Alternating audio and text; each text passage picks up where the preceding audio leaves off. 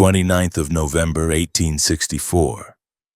Cold air sat low on the short grass, and frost clung to the edges of lodges set along Big Sandy Creek in Colorado Territory, a place also called Sand Creek by soldiers and settlers.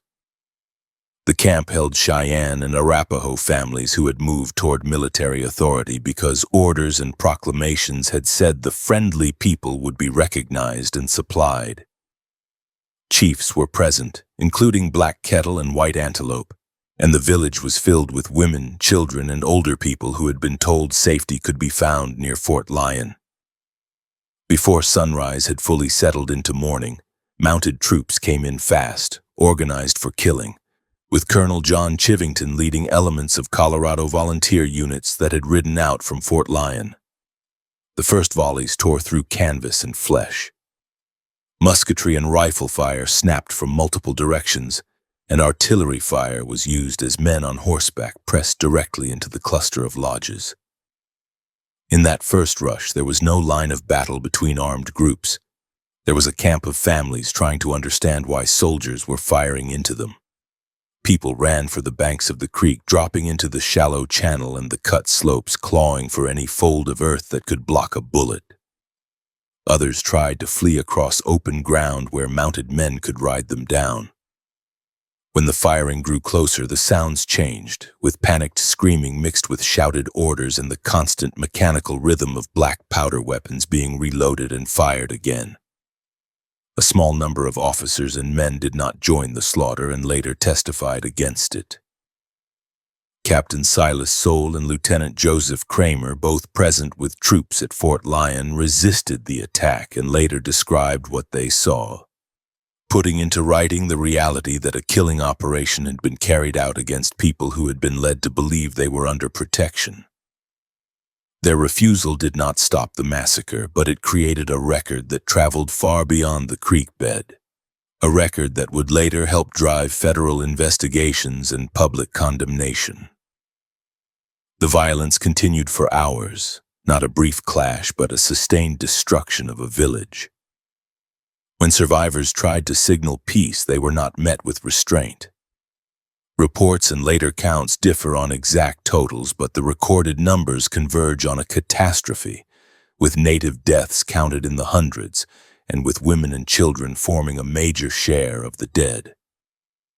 The troops also suffered casualties, including men killed and wounded, many during confused firing in a tight space where visibility, smoke, and panic blurred who was shooting at whom.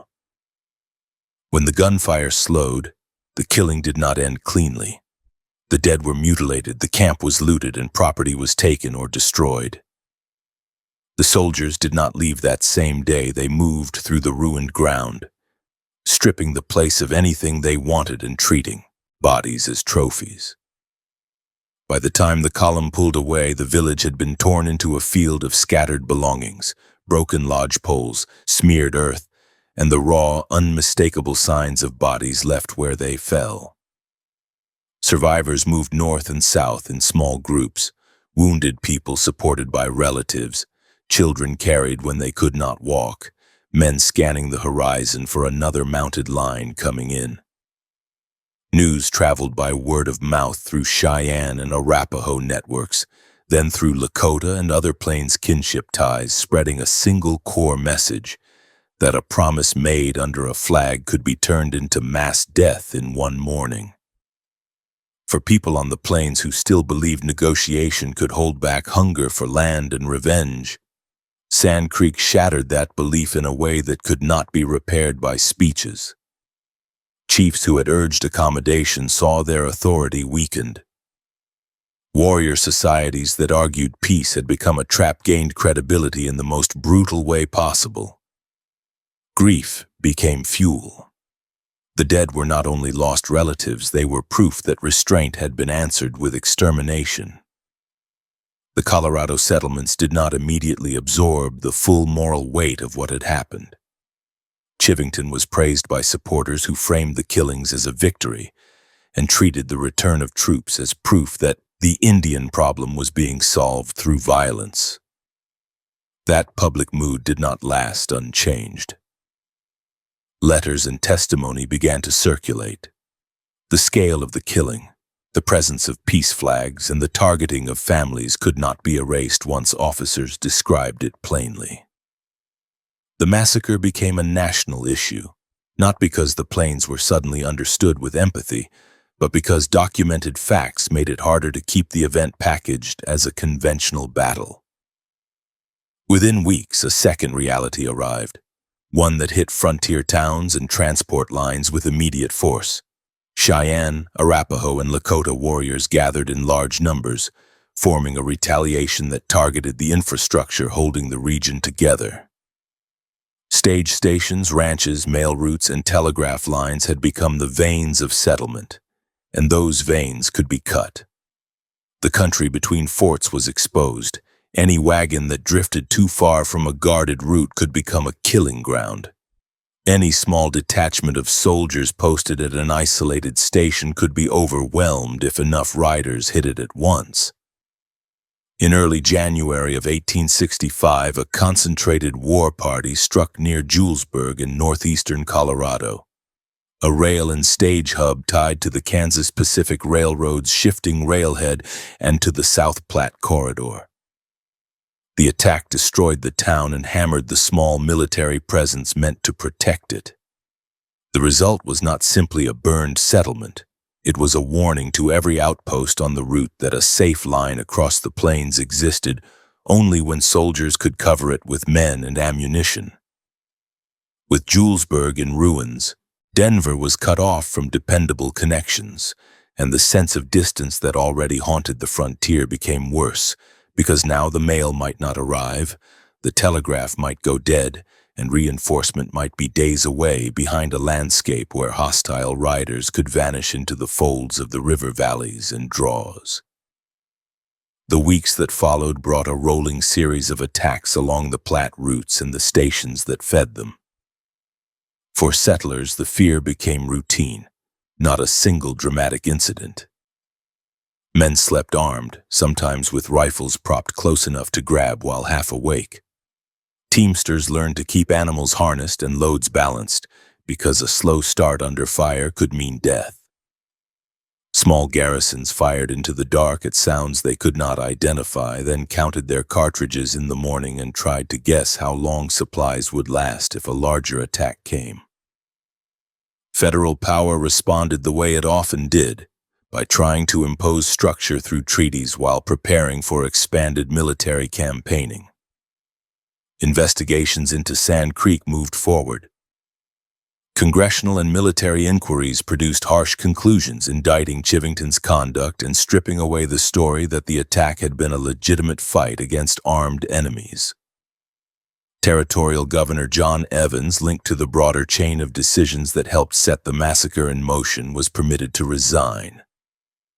None of that restored the dead, and none of it reversed the fact that the Plains had entered a phase where each season's movement of people and goods could spark retaliation and counter-retaliation.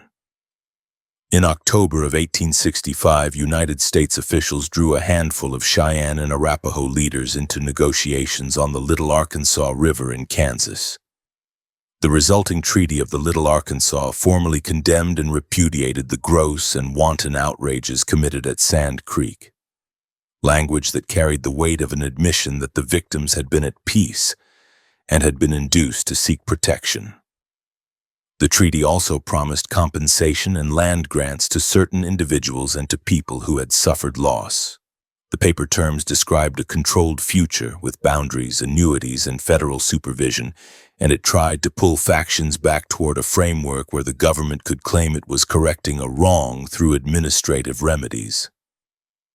On the ground, the treaty could not erase what Sand Creek had taught. Warrior factions did not accept that a document could restrain settlers from flooding into hunting territories. The buffalo herds that sustained Plains life were already under growing pressure, and the commercial slaughter that would later reach industrial scale had begun to reshape the ecology of survival. When herds thinned or shifted, hunger followed. When hunger hit, raiding increased, not as an abstract choice, but as a direct method of acquiring horses, food, weapons, and leverage against enemy forces that were destroying the old balance. From 1865 into 1866 and 1867, the struggle centered increasingly on travel corridors and railroad expansion. The Smoky Hill River region, tied to the Kansas Pacific Railroad's planned route into traditional hunting grounds, became a zone where surveyors, construction parties, and military escorts moved into contested space. For the Army, forts were the anchors that allowed movement across the plains. Fort Hays, Fort Wallace, Fort Larned, and other posts formed a rough chain, each dependent on supply wagons that could be ambushed and on intelligence that was often late or unreliable. For Cheyenne and Allied fighters, the same landscape offered concealment and mobility. Riders could strike a work party, seize stock, and disappear into ravines and broken ground before cavalry could organize a pursuit. Technology did not create an automatic advantage for either side. It shaped the kind of killing that was possible. Most soldiers still carried single-shot weapons that demanded steady reloading under stress, and cavalry depended on horses that could be stampeded, killed, or exhausted. The plains fighters, armed with a mix of firearms and traditional weapons, often held a mobility advantage and a deep understanding of the terrain, but they faced increasing rifle fire from guarded posts and a growing network of troops and scouts that could adapt to their movement. The core imbalance lay elsewhere in population and logistics. The United States could replace men, rebuild stations, and keep pushing rails west. The tribes could replace losses only through their own communities, and every death cut into a finite base of fighters, hunters, and family providers. By the spring of 1867, federal commanders sought a decisive demonstration of force on the southern plains.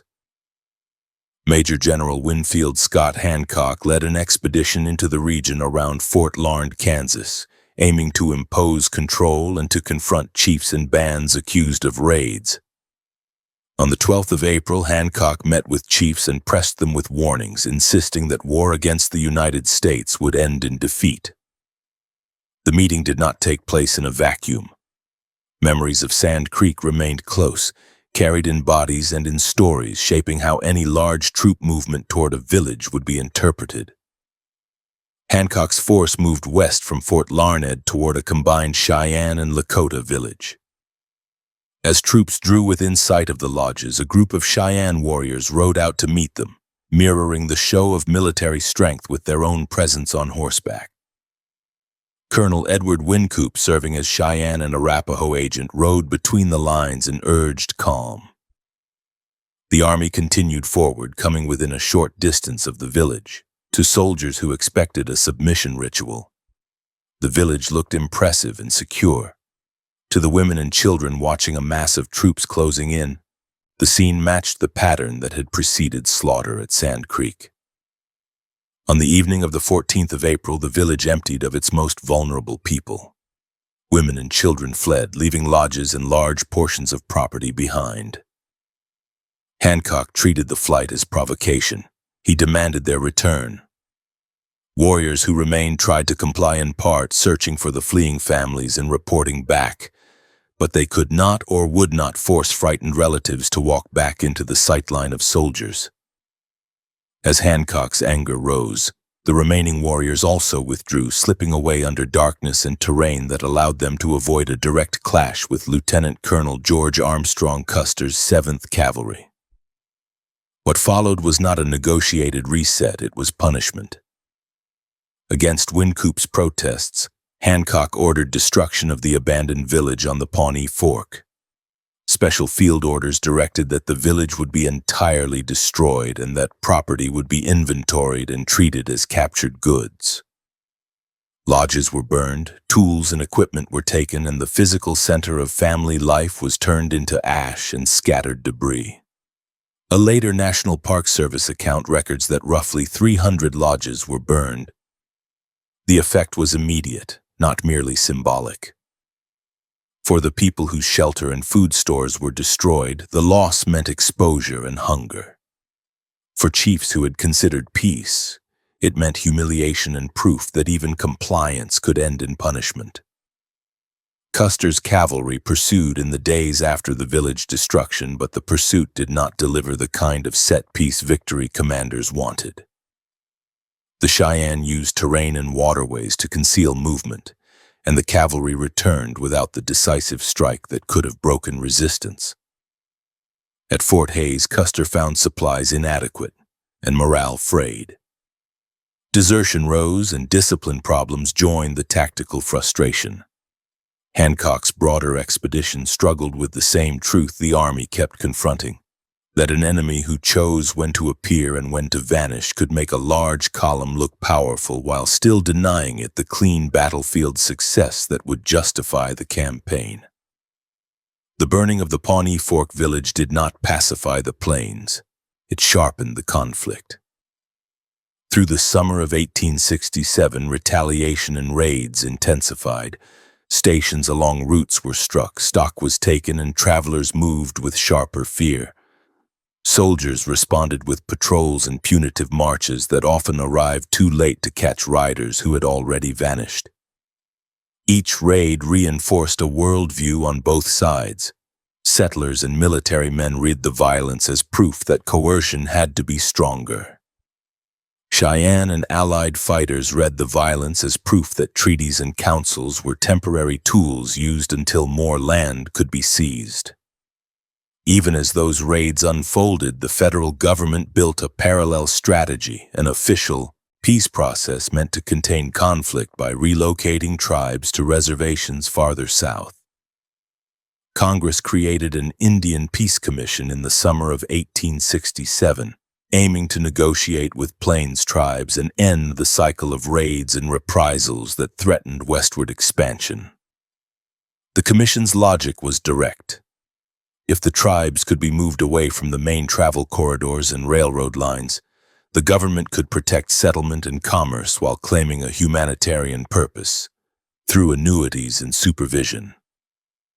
In October of 1867, commissioners met tribes at Medicine Lodge Creek near Medicine Lodge, Kansas, and negotiated multiple treaties with different Southern Plains groups. On the 28th of October, a treaty with the Cheyenne and Arapaho was signed at the council camp on Medicine Lodge Creek, described in the treaty's own opening language as 70 miles south of Fort Larned. The agreement promised peace and protection from white intruders in return for relocation to reservations in western Indian Territory, with boundaries defined and obligations laid out for agents, supplies, and efforts to transform the tribe's economy and daily life. The treaty also required sweeping concessions. The Cheyenne and Arapaho relinquished claims to lands within Kansas, including areas tied to the Smoky Hill hunting territory, where conflict with railroad construction had been intense.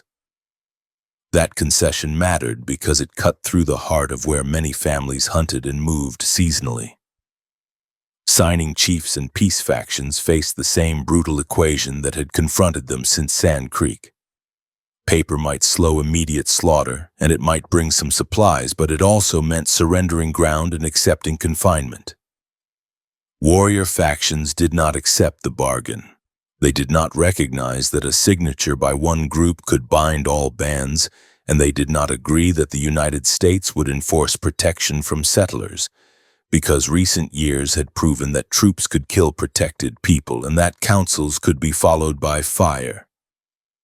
The Medicine Lodge Agreement ended the chapter with an official claim of peace, but the Plains did not go quiet. The land between forts remained a place where riders could strike and vanish, and where the next collision could form, not from a dramatic announcement, but from a small theft, a burned lodge, a broken promise, or a single gunshot that turned a tense day into another season of war. On the 28th of October, 1867, the council camp on Medicine Lodge Creek held a mass of people and animals large enough to tax every supply line that fed it. The peace commissioners did not arrive alone. Contemporary descriptions of the expedition that brought them into the southern plains included 165 wagons, 600 men, and 1,200 horses and mules, stretched out across Kansas in a moving column that existed to escort 7 commissioners to the meeting ground. That escort force was not a gesture of courtesy. It was protection against the same violence the government claimed it was ending, and it was leverage in plain view. Soldiers and supplies sitting close enough to remind every listener what refusal could trigger. At the council ground, the treaty began with names and distance. It stated that the agreement was made at Medicine Lodge Creek, 70 miles south of Fort Larned, and it listed the commissioners who represented the United States: Nathaniel G. Taylor, William S. Harney, Christopher C. Auger, Alfred H. Terry, John B. Sanborn, Samuel F. Tappan, and John B. Henderson. On the other side, it named chiefs and headmen who placed marks as signatures. Interpreters moved between languages that carried different ideas of authority and obligation, and clerks wrote permanent lines while riders watched the perimeter, and herd boys kept animals from tangling in the tent lines. The setting made clear that this was not only diplomacy, it was an attempt to force order onto a frontier where order had failed for years. The treaty's first article pledged peace and demanded an end to war from this day forward. It then built an enforcement system by naming offenders. If bad men among whites committed wrongs against Indians, the United States promised to arrest and punish them according to its laws, and to reimburse the injured person for loss. If bad men among the Cheyenne and Arapaho committed depredations on any person at peace with the United States, the tribes agreed to deliver the wrongdoer to be tried and punished under United States law. It was a clean solution on paper because paper allowed a government to treat wrongdoing as a simple exchange: a culprit surrendered, a punishment delivered, a debt paid. On the plains, the problem was not law, it was reach. The government could not easily arrest violent whites far from a sheriff, and chiefs did not command warriors like officers commanded soldiers. The agreement drew a boundary and called it a permanent home in the making. It set apart a reservation in Western Indian Territory, described by the Arkansas River, the 37th parallel, and the Cimarron River, and it declared that the land would be for the absolute and undisturbed use and occupation of the Cheyenne and Arapaho. It also declared that no unauthorized persons would pass over, settle upon, or reside in the reservation. On paper, the clause was blunt and absolute. On the ground, it required enforcement power that had never existed at the edge of settlement, where freight roads, hunters, survey parties, and opportunists moved ahead of any official authority. The treaty did not pretend that the reservation boundary would stop the federal projects that were driving settlement. In its later articles, the Cheyenne and Arapaho agreed that they would not attack any persons at home or traveling, and would not molest wagon trains, coaches, mules, or cattle belonging to people of the United States, or to those friendly with it. They pledged that they would never capture or carry off white women or children from settlements. They pledged that they would never kill or scalp white men, and that they would withdraw opposition to railroads, military posts, and other works that the laws of the United States ordered or permitted. Those lines were written as if violence could be banned like a trade practice. They were also written as if tribes could be held to absolute collective control over every armed group that claimed the tribal name. Alongside these obligations, the treaty offered a planned transition of labor and life. It promised buildings at an agency site, including a warehouse for storing goods, a residence for the agent, a residence for a physician, and buildings for tradesmen, along with a schoolhouse when enough children could be induced or compelled to attend. It promised a steam circular sawmill with a grist mill and shingle machine attached. It set out a system of land selection for heads of families and for adults not heads of families, and it described encouragement toward farming, fencing, and fixed residence. All of this assumed time, tools, and consistent supply. It assumed rations and annuity goods would arrive on schedule. It assumed hunger would not set the pace. The scale of the Medicine Lodge Council showed why those assumptions were fragile.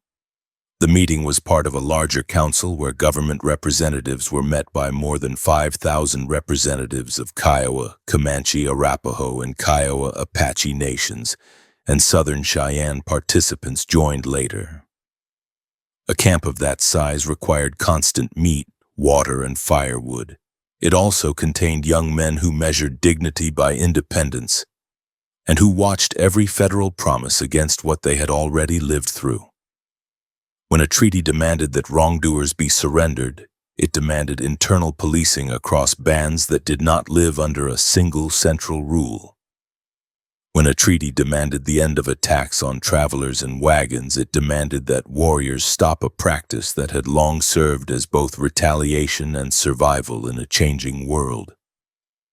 The agreement carried a concession that revealed the limits of what the Commission could enforce by words. Edward Wynkoop, the Indian agent at Fort Larned who attended the Medicine Lodge talks, described that many Cheyenne refused to sign because they refused to give up their home along the Smoky Hill. The commissioners agreed to allow the Cheyenne and Arapaho to remain on their hunting ground until the buffalo herds disappeared in order to obtain signatures. That concession mattered because it meant the treaty accepted an overlap, bands remaining in contested country while federal settlement and travel continued. It also meant the treaty's promise of separation, Indians on one side of a line and settlers on the other, was already compromised before the ink dried. The treaty was signed in October, but it was not yet binding law. Under federal practice, it still required Senate ratification and presidential proclamation. The treaty with the Cheyenne and Arapaho was ratified on July 25, 1868, and proclaimed on August 19, 1868. That gap created a season where the treaty existed as an expectation but not as an enforceable legal instrument. And it also created a season where promised resources could be debated, delayed, and reduced far from the people who depended on them. Federal leaders recognized the danger in delay, but debate in Washington moved slower than hunger on the plains. The National Archives account of the Indian Peace Commission notes that Congress engaged in extended debates that stalled the appropriation of funds necessary to fulfill treaty stipulations, and that this reluctance hardened Native distrust. The Oklahoma Historical Society's encyclopedia entry on the Medicine Lodge treaties adds that appropriations for annuity goods and rations were delayed and inadequate, producing starvation, sickness, and material deprivation. Those are blunt outcomes, not political arguments. Food shortages did not stay inside agency boundaries. They spread into daily decisions whether to comply with a move south, whether to hunt where buffalo still ran, whether to take horses because horses meant distance, and whether to strike settlements because settlements offered stock, weapons, and goods. During the winter of 1867 to 1868, survival demands narrowed choices for everyone in the region. Ice limited water access and made travel hazardous. Snow and wind punished exposed camps. Bands sought shelter where creek bottoms offered timber and where banks broke the worst gusts. Frontier posts endured with rigid routine, but they were tied to forage and supply as surely as any camp. Hay and grain had to be hauled and stored. Stock had to be fed through hard weeks. A post that lost its horses lost its ability to patrol, and a post that ran short of supplies depended on slow freight wagons that traveled exposed. As spring returned, movement increased, and so did friction. Wagon roads and mail routes were thin lines across country that could not be guarded continuously. Forts existed to protect these lines, but their troops were spread among garrison duty, escort work, and patrol. The frontier did not offer a single front. It offered scattered claims, isolated stations, and long gaps between water and cover. An attacker could choose the place and time, strike quickly, and then ride out of reach before a fort commander even received a message. By spring and summer of 1868, the violence had widened into a corridor problem that stretched far beyond one river or one county. A detailed study of the Cheyenne Wars reports that during the spring and summer of 1868, 79 settlers were killed on farms, ranches, and way stations between Nebraska and Utah in attacks by various tribes. The figure reflects a pattern rather than a single campaign, and the meaning of the pattern was clear to the people trying to live behind it. Death scattered across hundreds of miles created the same result as a concentrated battle. They emptied whole pockets of settlement, forced families into flight, and demanded retaliatory action from the army. The mismatch between raiders and conventional troops made the killings feel unstoppable. A raiding party traveled light and made decisions fast. An army column carried wagons, feed, and a responsibility to protect its own supplies and wounded. When tracks were found, the time required to assemble a column often meant the attackers already had distance. When a pursuit began, raiders could split into smaller groups and follow separate draws or creeks to confuse tracking. A fort commander often received news after the attackers had already changed direction and already reached fresh water. The country itself favored the mobile. Grass hid hoofprints. Hard ground held no clear sign. Creek crossings scattered evidence under churned mud and current. In early August, the tension turned into a crisis that could be placed on a calendar. On August 2nd, a group of mostly Cheyenne warriors left for a raid against the Pawnee before weapons were delivered at Fort Larned. At the same time, Wynkoop expressed confidence that there would be no trouble that season. He did not know a war group had already gone.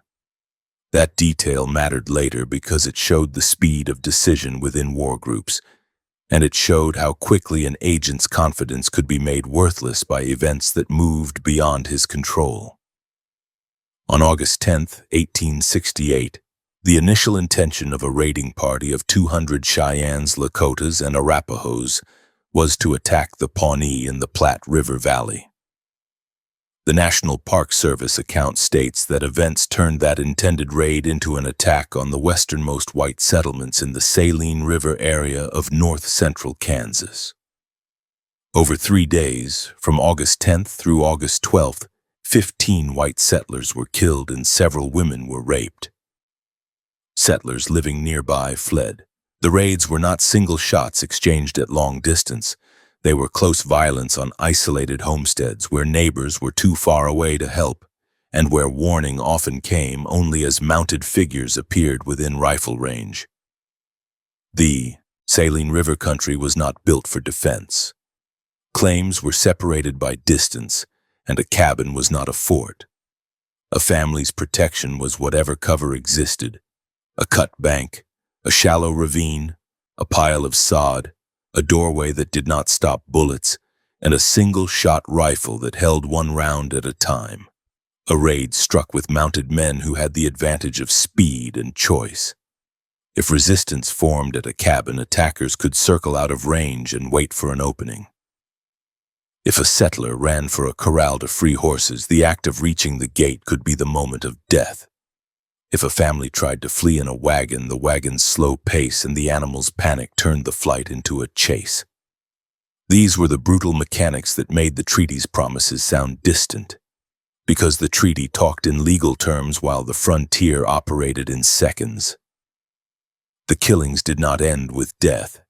They forced decisions that destroyed lives in slower ways. When settlers fled, they left crops, tools, and livestock. A family that abandoned a claim also abandoned the work that made the claim valuable, and it often abandoned neighbors who could not move as fast. The roads filled with refugees and with armed riders moving in the opposite direction, men who intended to track, chase, or retaliate. This created confusion because every rider carried rumors as well as facts, and rumor moved faster than any official message. A story that a whole settlement had been wiped out could empty another settlement within hours. A story that a column of soldiers was coming could pull frightened families back onto the road, only to learn the column was days away. For local men who tried to pursue the country-imposed limits, a posse needed water and fresh horses. It needed ammunition that could not be replenished in the field. It needed someone who could read trail sign in hard ground and in grass that hid hoofprints. A war party could waste a pursuer's time by drawing him into dry stretches or rough ground. If a pursuit failed, it did not produce calm. It produced the knowledge that armed men had tried and failed, and it signaled to families that rescue was not guaranteed. That knowledge became a kind of force multiplier for raiders because fear alone could move people off land and off roads. For the Army's senior commanders, the raids were not only a field problem, they were a political and moral crisis. The National Park Service account states that news that some of the raiding warriors came from Black Kettle's band became a condemning indictment for him and his people in the minds of Generals William T. Sherman and Philip Sheridan, even though it was a small number of warriors from that band. The same account also notes the suspicion in military minds that firearms issued by the government for hunting were used in the raid, which intensified anger and hardened policy. In that view, the treaty system was not only failing, it was arming the people it was supposed to pacify. Yet the treaty had anticipated exactly this kind of crisis, and it provided a mechanism that now came due. It required chiefs to help identify and surrender wrongdoers, and it described how complaints would be reduced to writing and forwarded for decision. Those clauses assumed that an agent could gather facts faster than fear could spread and that chiefs could isolate guilty men without tearing their own people apart. They also assumed that the threat of lost annuities would compel compliance, because the treaty allowed the government to deduct reimbursements from treaty payments if losses were proven and culprits were not surrendered. In practical terms, it turned food and goods into punishment for violence, and it pushed chiefs to choose between internal unity and compliance with an outside power. At Fort Larned, the meeting between agent and chief became the focal point. When Wynkoop learned of the Saline River raids in mid-August, he interviewed the Cheyenne chief Little Rock on August 19th at Fort Larned. Little Rock stated that he knew the guilty parties involved. His explanation described internal division within the raiding group, with many opposed to outrages but unwilling to fight one another over it, so the group proceeded together. He also expressed a desire to separate responsibility between those who committed crimes and those who did not, a crucial distinction that agents depended on and that commanders often rejected in moments of anger. The fort setting shaped the encounter. Fort Larned was a controlled environment with sentries, schedules, and armed men who had read reports of rape and killing. A chief who spoke inside the post did so within a system built to impose authority, not to negotiate among equals. An agent who pressed for names did so under pressure from settlers and commanders who demanded immediate results. Every word carried risk, because a request for justice could become an order, and an order could become violence if the people ordered to comply refused. The proclamation of the treaty on August 19th added another layer. When a treaty is proclaimed, it becomes the official law under which the government claims the right to enforce obligations. That meant raids and captive taking could now be framed not only as war but as breach of a binding agreement. For Sherman and Sheridan, this legal status strengthened their view that the raids demanded punishment. For Wynkoop, it raised the stakes of negotiation because the legal tool now existed for commanders to act without further talk. The treaty's words did not reach the frontier in a way that mattered to a family watching smoke rise from a neighbor's place. The frontier worked through distance and time. Messages traveled by riders and by limited telegraph lines, but the crucial events happened too fast for any system to stop them once they began. A war party rode hard, struck, and left. A report traveled to a fort. Orders were written. A column assembled. Days passed, That cycle meant that enforcement arrived late, and late enforcement created cycles of retaliation rather than prevention. By the end of August 19, 1868, the situation had shifted from debate to decision. The treaty had been proclaimed, and a chief had told the agent that he knew the perpetrators and wanted separation between guilty men and the wider people. At the same time, the killings and sexual assaults in Kansas had created public demands that did not accept delay. Senior commanders were already moving toward a conclusion that conventional garrison and escort work was not stopping raids. The pressure now pushed Sheridan toward an answer that relied on smaller, faster men who could travel hard, read sign, and force contact instead of arriving after the trail had gone cold. August 24th. 1868. Orders were drafted for a new kind of strike force on the Central Plains, a band built to ride light and move hard where conventional columns arrived too late. Major George A. Forsyth received authority to employ 50 frontiersmen as scouts, men outside the regular Army ranks, tied instead to strict written agreements designed to compel obedience when fear, hunger, and exhaustion began to pull a group apart. Forsyth carried the reputation of a Civil War veteran and of a trusted aide. But on the frontier, those credentials mattered only if he could turn them into action. Raiding parties had been hitting exposed lines of travel and isolated claims, then dissolving into open country. The Army's posts could protect a few points, but the space between those points swallowed patrols. The new solution demanded men who already knew how to live with almost nothing. Men who could ride with little sleep, read the ground like a tracker, and shoot straight when a horse was screaming under them and dust was blinding their eyes. Fort Harker became the first gathering point. The post sat on the Smoky Hill River, a place where the river bottom provided water and timber in a region of grass that could look endless and empty. In late August, the days still carried summer heat, and the nights cooled fast enough to make a man pull his blanket tight. Dust floated in the air above the parade ground and clung to everything that moved. The smells were steady: horse sweat, manure, wood smoke, and bacon grease from cook fires. Soldiers moved in routines shaped by bugles and duty rosters, but the men Forsyth wanted were not the ones who marched in step. Into that setting came the kind of men Forsyth needed. They did not arrive in a single line.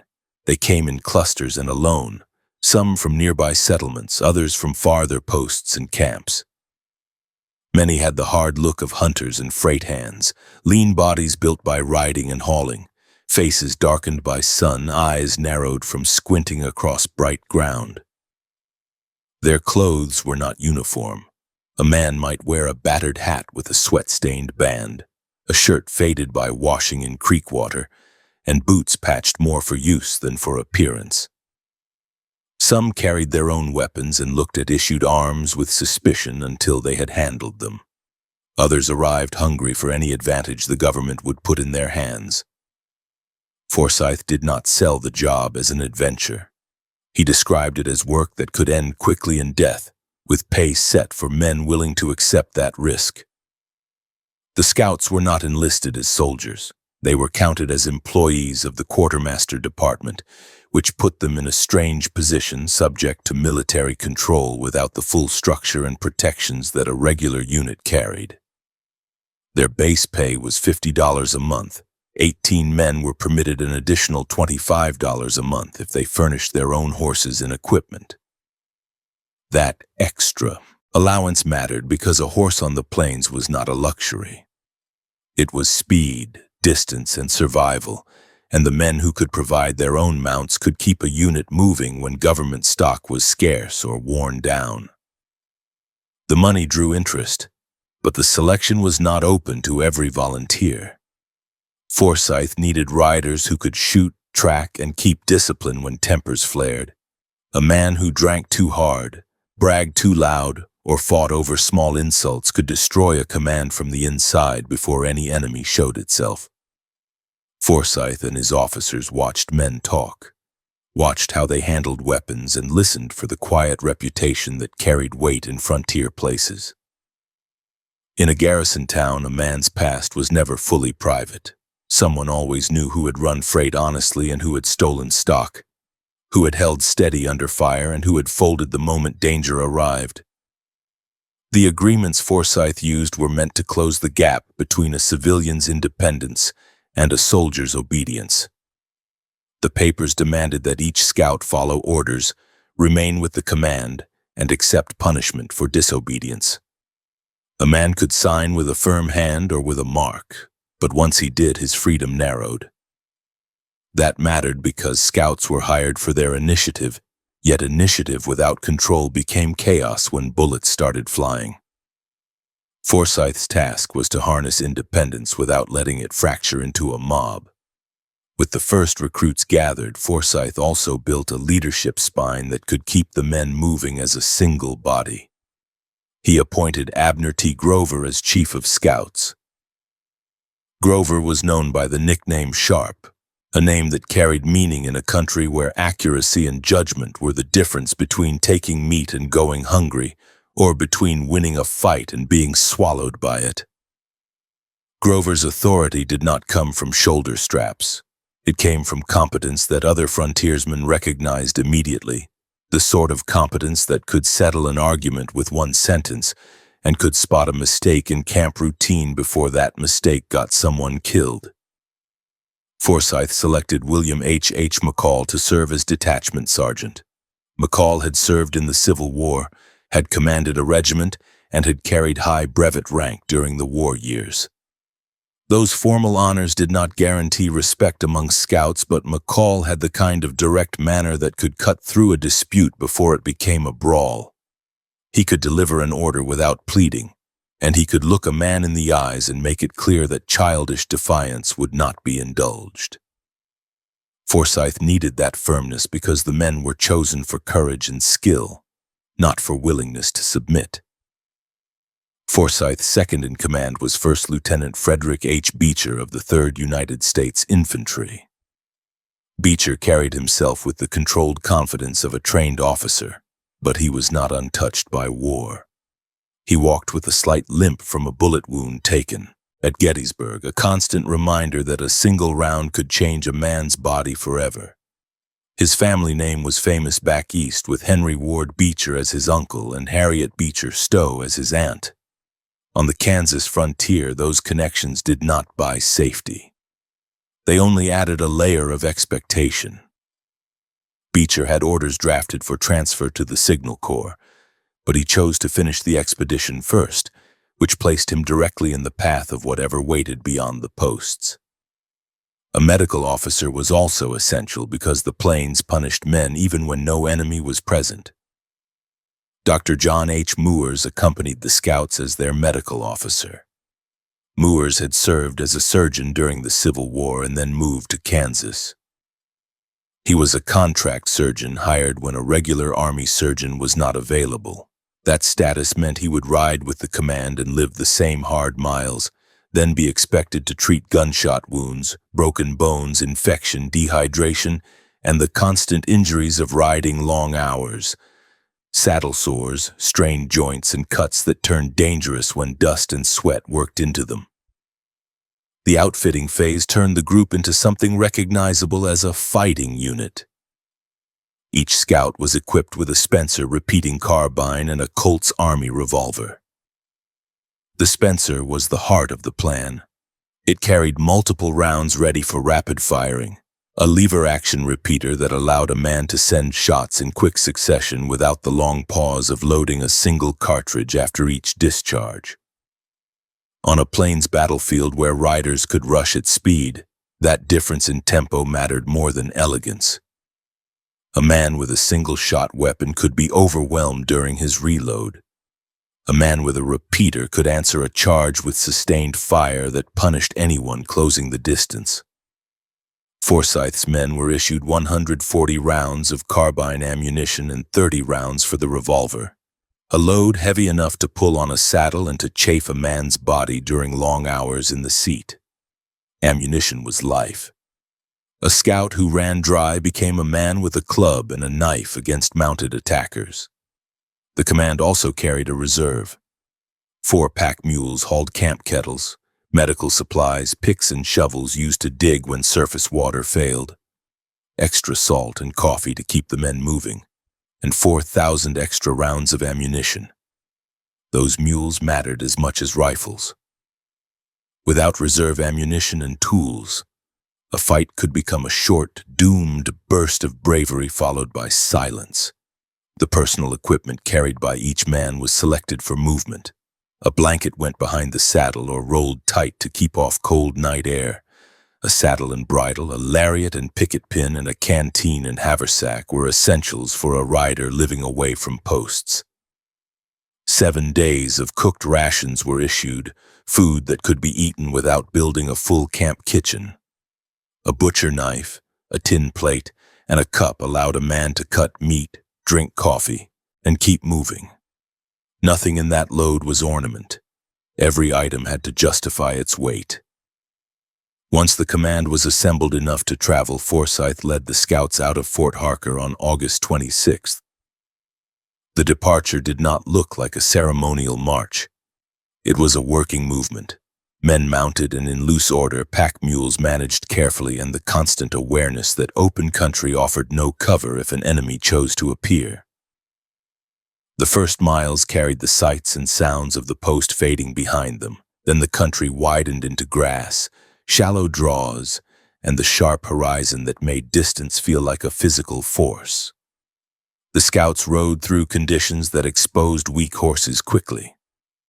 A mount with sore feet could not keep pace, and a mount that stumbled could injure a rider badly enough to end the expedition for him.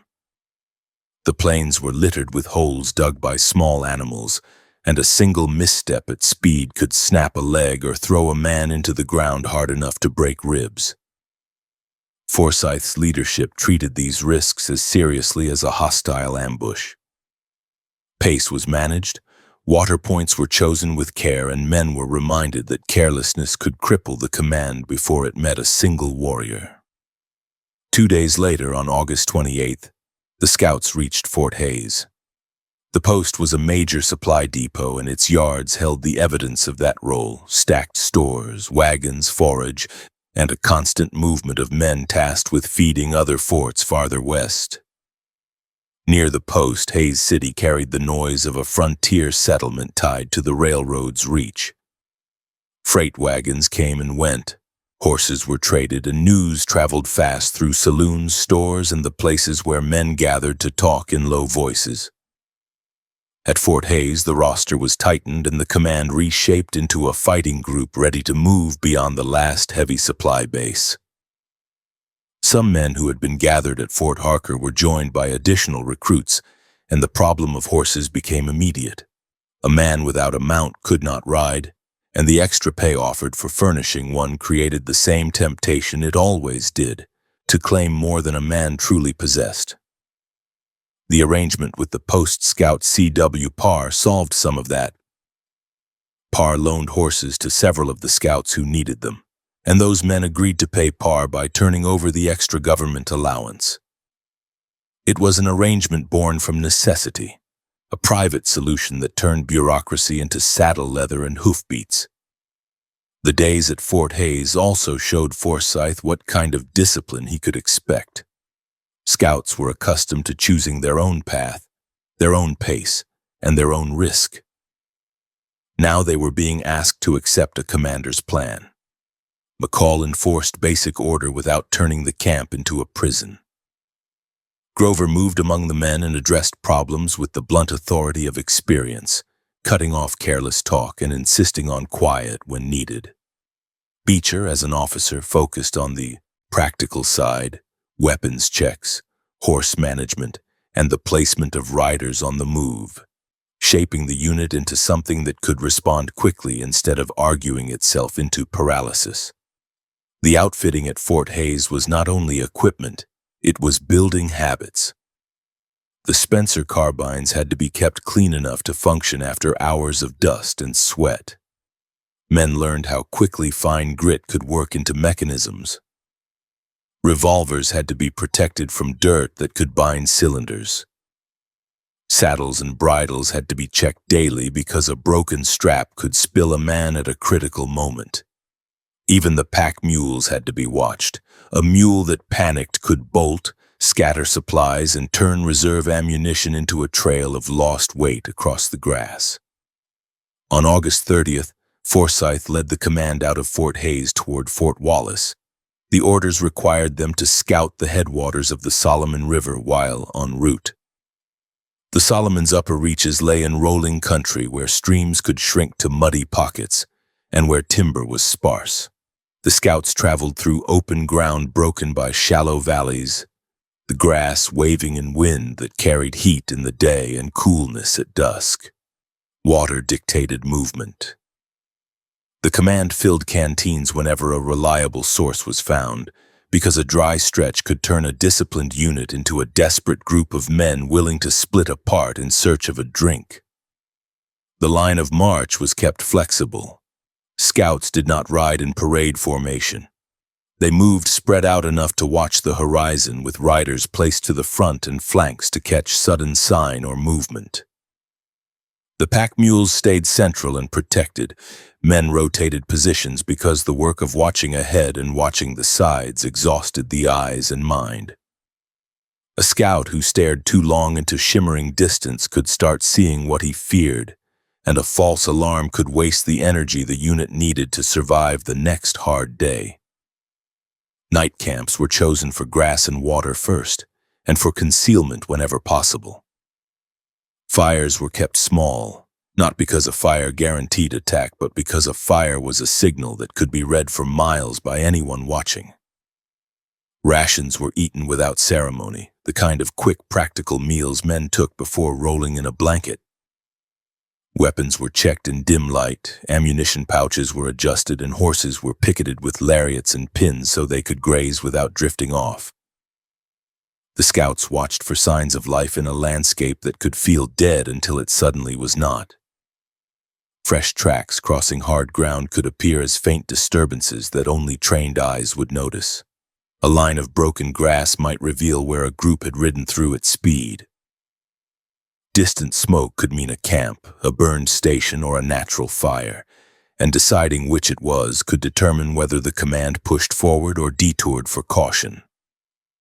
Antelope and other animals were watched for sudden skittish movement, because wildlife often reacted to riders long before a man could see them. The days between Fort Hays and Fort Wallace brought no clear contact with a hostile force, but the absence did not calm the scouts. It tightened them. Men knew that riders who wanted to attack rarely announced themselves early. A war party could watch for hours, wait for a camp to settle, and strike at the moment horses were least guarded. The scouts kept horse guards, and they kept a strict understanding that a man who wandered off alone could be found later only by scavengers. As they approached Fort Wallace on September 5th, the command moved through country that grew more familiar to soldiers and freight hands who knew the western post. The fort stood as a hard point in a region of long distances, a place with corrals, buildings, and stock tied to the work of guarding the routes. The sight of it should have brought relief. Instead, it sharpened the scouts' attention because the last miles into a post were often the miles where a watcher could choose to probe for weakness. Near the fort, Beecher believed he saw Indians on a bluff. The report cut through fatigue like a blade. A handful of riders on high ground could be a screen for a larger body hidden below the ridgeline. Forsyth responded with immediate aggression, ordering a charge. The command surged forward, horses driving hard, dust rising in a rolling sheet. Men leaned into their saddles and tightened their grip on reins, eyes fixed on the shapes above. As distance closed, the shapes resolved into something else entirely. A train of hay wagons headed toward the fort, not a line of warriors preparing an ambush. Relief came fast, but it did not erase the danger created by the charge itself. In the speed and confusion, Scout Wallace Bennett's horse stumbled in a prairie dog hole. Bennett went down hard enough to break his leg. an injury that could remove a man from duty as completely as a bullet. The scouts pulled up, breathless, and the brief surge of combat readiness faded into a grim awareness that the plains did not need an enemy to take a man. The command entered Fort Wallace that evening with Bennett injured and with the knowledge that their real work had not begun. The fort provided shelter, water, and medical attention, but it also offered the last clear point of resupply and communication before they pushed into country where the trail could vanish and help could be days away. Men fed and watered horses, checked tack, and spoke in low voices of what lay ahead. The scout force had been created to find and fight, and now it sat at the edge of the West, tightened by hard miles, armed for rapid fire and already paying for every mistake in blood and broken bone. September 5th, 1868. Fort Wallace took the scouts in at the end of a hard ride, and the post pulled them into a tight, practical world of corrals, orders, and constant preparation. Horses were watered until they stopped flinging their heads. Saddles came off and sweaty blankets were peeled back to check for raw spots where hair had rubbed away. Men who had been living in the saddle for days stood on the packed earth and felt their legs wobble, then forced themselves to move anyway because stopping completely could make the stiffness worse. The fort was not a refuge. It was a hinge. East of it lay the Kansas Pacific's moving railhead and the thin line of stations and towns that depended on it. West and south lay open country where riders could strike freight lines, cut communications, and vanish into valleys and draws. Everything at Fort Wallace existed to hold the hinge in place: the forage stacks, the ammunition crates, the blacksmith's anvil, the picket lines filled with government horses, and the men assigned to keep the whole machine moving. News moved through the post faster than mail. Teamsters talked as soon as they dismounted. Couriers rode in with scraps of information that were sometimes precise and sometimes shaped by fear. A freight outfit delayed at the railhead could cause shortages at the fort within days. A stolen herd could cripple patrol capability. Every officer understood that the war on the plains did not always announce itself with a battle. It announced itself when animals disappeared, when wagons failed to arrive, and when families along the road started fleeing toward the nearest stockade. Wallace Bennett lay under a surgeon's care with a broken leg, the injury severe enough that riding was impossible. Another scout fell ill at the fort, a sickness that drained strength and made a saddle unbearable. Forsyth did not pretend those men could be carried along as burdens. The mission demanded speed and flexibility, and a man who could not mount could not survive a fight that required quick movement. Scout George W. Chambers was left behind to tend Bennett and the sick man, a lonely assignment that removed a rifle from the field before the unit ever found the trail it had been created to follow. The remaining scouts used the days at Fort Wallace to correct everything that travel had loosened. Leather shrank and stretched with sweat and dust. Cinches had to be repunched or replaced. Bridles were checked link by link. A split rein at the wrong moment could throw a rider or leave him unable to stop a horse charging into gunfire. Men cleaned weapons until the metal moved freely again, because grit could turn a reliable carbine into a jammed piece of iron when a man needed it most. Pack animals were examined with equal seriousness. The mules carried items that could decide whether the command lived through a crisis: tools for digging, kettles for water, medical supplies, and reserve ammunition. A mule that went down in a hole could break a leg and force the command to abandon gear. A mule that stampeded could scatter supplies across miles of grass and sand. Guards were assigned, ropes were checked, and the mules were handled with blunt caution, not kindness, because fear on the plains could spread from one animal to every other in seconds. Fort life also forced the scouts to face the question they tried to avoid on the march: whether the new unit could hold discipline once it was beyond the fort's walls. Some men were eager for a fight and spoke too loudly of what repeaters could do to a mounted charge. Others did not boast, they watched, and their silence carried the weight of men who had seen ambushes start with a single shot and end with bodies in the grass. Forsyth let the tension exist without turning it into a speech. He relied on the constant work of preparation to keep energy from spilling into arguments. September 10th arrived with a report that came with a place name and a distance, the kind of information that demanded action. Word reached Fort Wallace that Indians had attacked a freight wagon train near the western terminus of the Kansas Pacific Railroad, close to the temporary railhead settlement at Sheridan in Kansas, only 13 miles east of the fort. 2 teamsters had been killed and animals taken. The raid was close enough to the post that it read as a challenge as well as a theft, and it struck at the same supply line the fort depended on. Forsyth moved as soon as he could. He took 51 scouts, leaving behind the wounded, the sick, and Chambers.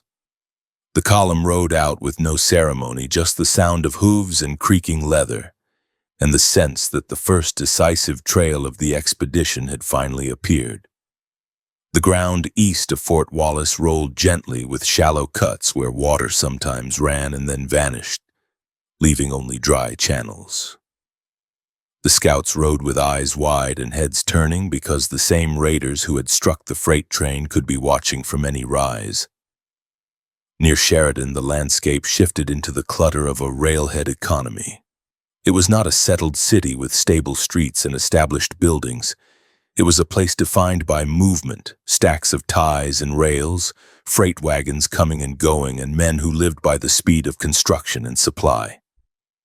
The Kansas Pacific Railroad's western reach was a line still under construction, and the railhead's location moved as the track advanced, pulling commerce, gamblers, laborers, and opportunists with it. At the site of the attack, the evidence was immediate and physical. Wagons stood at bad angles, some with tongues broken or gear dragged loose. Harness parts lay in the dirt where animals had been cut free in haste. Spilled grain drew insects, and the smell of it mixed with the sour odor of sweat-soaked leather. Hoof prints churned the ground into a textured mess that showed panic and fast movement. The dead teamsters lay where the living had left them, killed in the raid. Their bodies had the stillness that forced every man on the frontier to look without flinching, because refusing to look did not change the outcome. Blood had darkened patches of earth and cloth. One body showed signs of being turned, a stiff arm repositioned, a coat open to check for signs of life that had already gone. The survivors stood close by, armed now, eyes fixed on the scouts with a tight mixture of anger and hope. Forsyth did not waste time on grief.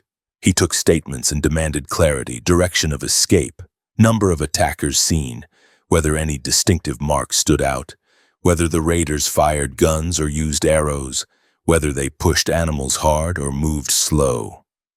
Men answered with the bluntness of those who knew that small details mattered.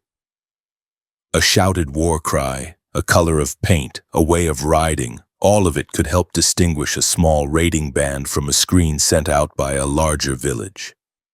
Then Forsyth read the ground himself.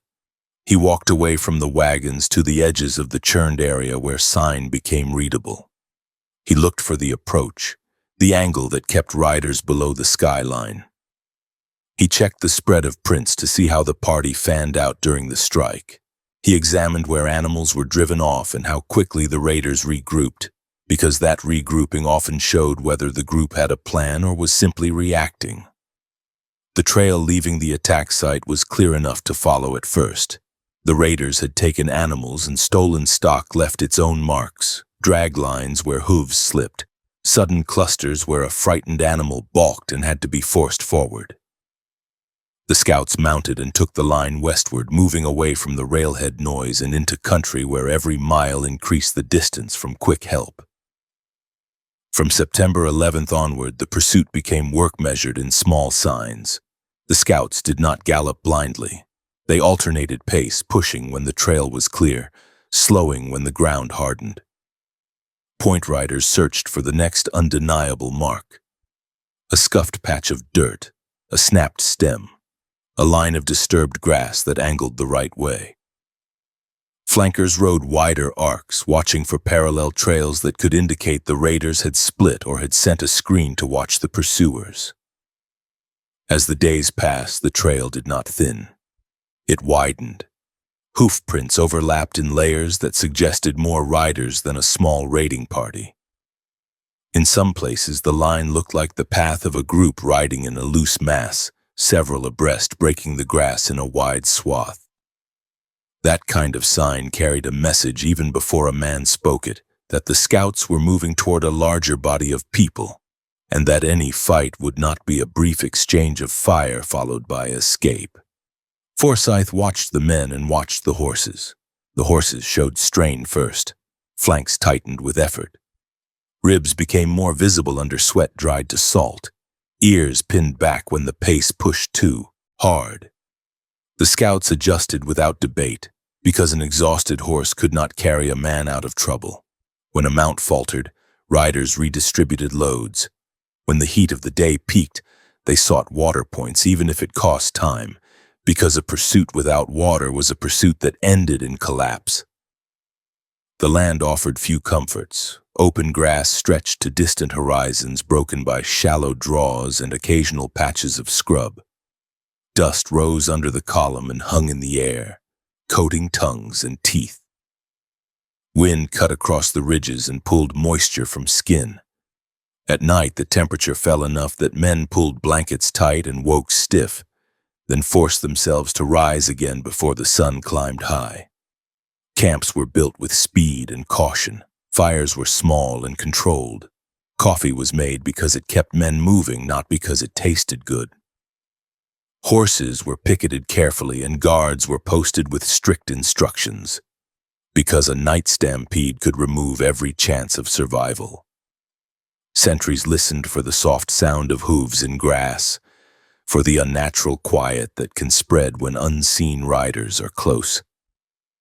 Through this, the trail continued to lead northwest and then west into the country that later maps identify as eastern Colorado.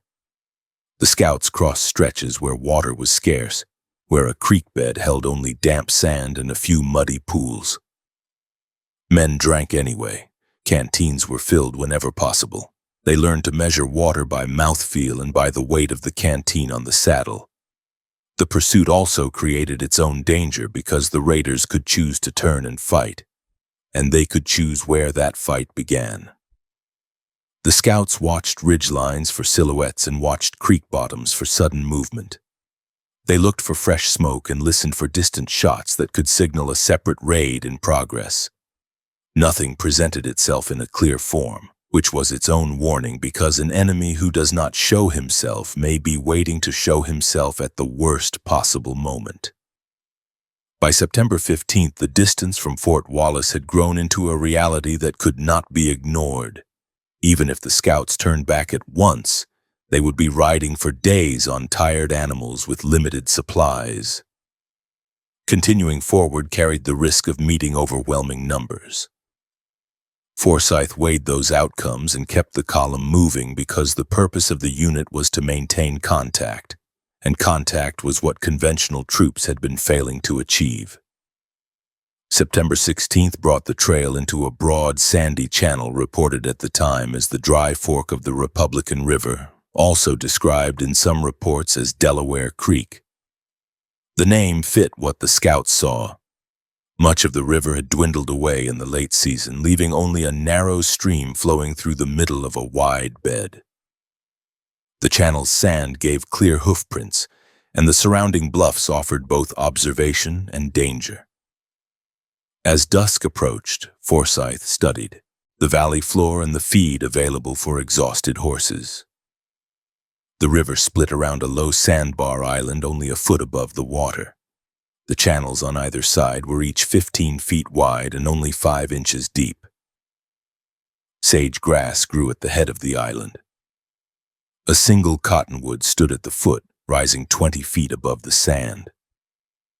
Between the head and foot lay a thicket of scrubby willows and alders, 4 or 5 feet high, thick enough to break sight lines and catch a man's clothing if he tried to push through it fast. The meadow grass near the riverbed was abundant and the horses were worn down from hard riding. Forsyth called an early halt and ordered camp on the south bank. Men dismounted, loosened tack, and let their animals feed. The pack mules were brought in close and secured. Weapons were kept within reach. A few men took water, dipping canteens into the narrow stream and swallowing muddy mouthfuls without complaint. Sentries were set before comfort was allowed. The scouts knew the valley's shape made it possible for riders to gather on the surrounding bluffs without being seen from the sand. They knew that a dawn raid could ride down into the bed and try to seize the horses before men could mount. Guards watched the herd and watched the skyline, and the watch was rotated because fatigue could make a man stare straight through danger. The scouts did not know how close the larger world was. 12 miles away sat 2 large Sioux villages. Nearby was a village of Cheyenne dog soldiers, and with them were Arapaho lodges as well. The scouts had ridden into the edge of a concentration that could produce hundreds of warriors, and the trail they followed had been pulling them toward that concentration since the raid near Sheridan. The villages did not learn of the scouts through careful scouting planned days in advance. A war party returning to the villages observed Forsyth's command moving in the country and carried the warning back. The news moved fast through lodges and among men who judged risk by memory and recent death. Warriors gathered weapons and horses. Leaders argued and decided on action because an armed force in the vicinity could be treated as a threat that had to be crushed before it could strike first. Night settled over Forsyth's camp. The small fires burned low. Men ate and then lay down in their blankets with weapons beside them. Horses grazed under guard, heads down, tails flicking, breathing slow. The cottonwood on the island stood as a dark mark against the dim valley, and the shallow water whispered through sand. Beyond the bluffs, riders gathered in numbers the scouts could not see, and the camp held a brittle quiet that could break without warning. September 17th. 1868. The sky brightened without warmth, and the broad bed of Arikaree Creek stretched across the prairie as a wide strip of pale sand and scattered grass. The stream itself ran narrow down the middle, broken into short channels by sandbars and patches of reeds. Forsyth's scouts were camped on the south bank, and the horses stood slack from days of hard riding. Men rose stiffly from blankets, boots still dusty from the previous day's work, mouths dry, eyes already scanning the bends of the creek bed where a rider could appear without warning. The camp did not have the order of a parade ground, but it had purpose. Saddles were kept close to picket lines so a horse could be cinched fast. Rifles were not stacked. They were laid where a hand could close around them without thinking. The scouts moved in small routines, checking knots, brushing sweat crust off horses' flanks, wiping sand out of Spencer actions, and swallowing the last of what had been cooked the night before. Lieutenant Frederick H. Beecher drifted between groups, speaking in short phrases, pushing men to keep their weapons close and their horses secure. Major George A. Forsyth watched quietly and listened, weighing the silence for what it hid. Beyond the visible bends of the creek sat villages hidden by distance and low rises. In those camps, word had moved quickly during the night. A war party returning toward the villages had seen the scouts and carried the warning home. By daylight, a combined force of Sioux, Cheyenne dog soldiers, and Arapaho had mounted, and later records put the number at 600 warriors preparing to strike. The plan chosen for that morning was direct. The scouts were not dug in, not behind walls, not reinforced. War chiefs intended to smash the camp at dawn, seize the horses, and leave the survivors stranded and helpless in open country. Inside that larger force, a smaller band was given a specific job. Cheyenne warriors known as Starving Elk and Little Hawk led riders meant to find the scouts in darkness and stampede the cavalry horses before the first light fully settled. They rode with at least one Sioux who had already seen Forsyth's command and could help locate it in the confusing cuts and bends of the creek bed. Darkness did not make the work easy. The creek bed was wide, the ground under hoof was soft, and the scouts had not left their animals loose. The raiders hunted for the camp by feel and by patience, circling through the valley until near daylight. Then they caught what they needed, the faint glow of campfires, small and low but visible against the dim land. On the south bank, Forsyth sensed trouble before a rush of bodies poured into the camp. The change in the air was subtle, the kind of awareness that comes from years of war and a mind that never loosens its grip. He raised his eyes toward the skyline and caught a shape against the growing light, a feathered head rising where no head should be. He fired once. The shot struck true and dropped the figure instantly. The crack of that weapon shattered the last chance for silence. Men jerked awake, hands already reaching for carbines, voices barking questions that did not need answers anymore. The raiders switched from stealth to noise. They yelled and whooped, waving robes and blankets to spook the herd and swell the confusion, and they drove hard through the horse line with the goal of turning the animals into a stampede. Horses surged and pushed against ropes, eyes white, nostrils flaring, hooves kicking sand into faces. Scouts threw their weight against picket lines, digging heels into the ground, arms burning as they held ropes that snapped tight under strain. The horses had been secured carefully and most of the herd held. Only a few broke loose and bolted into the creek bed. The pack mules were not so fortunate. In the rush and noise, the 4 pack mules were swept away, dragged off before men could block the riders.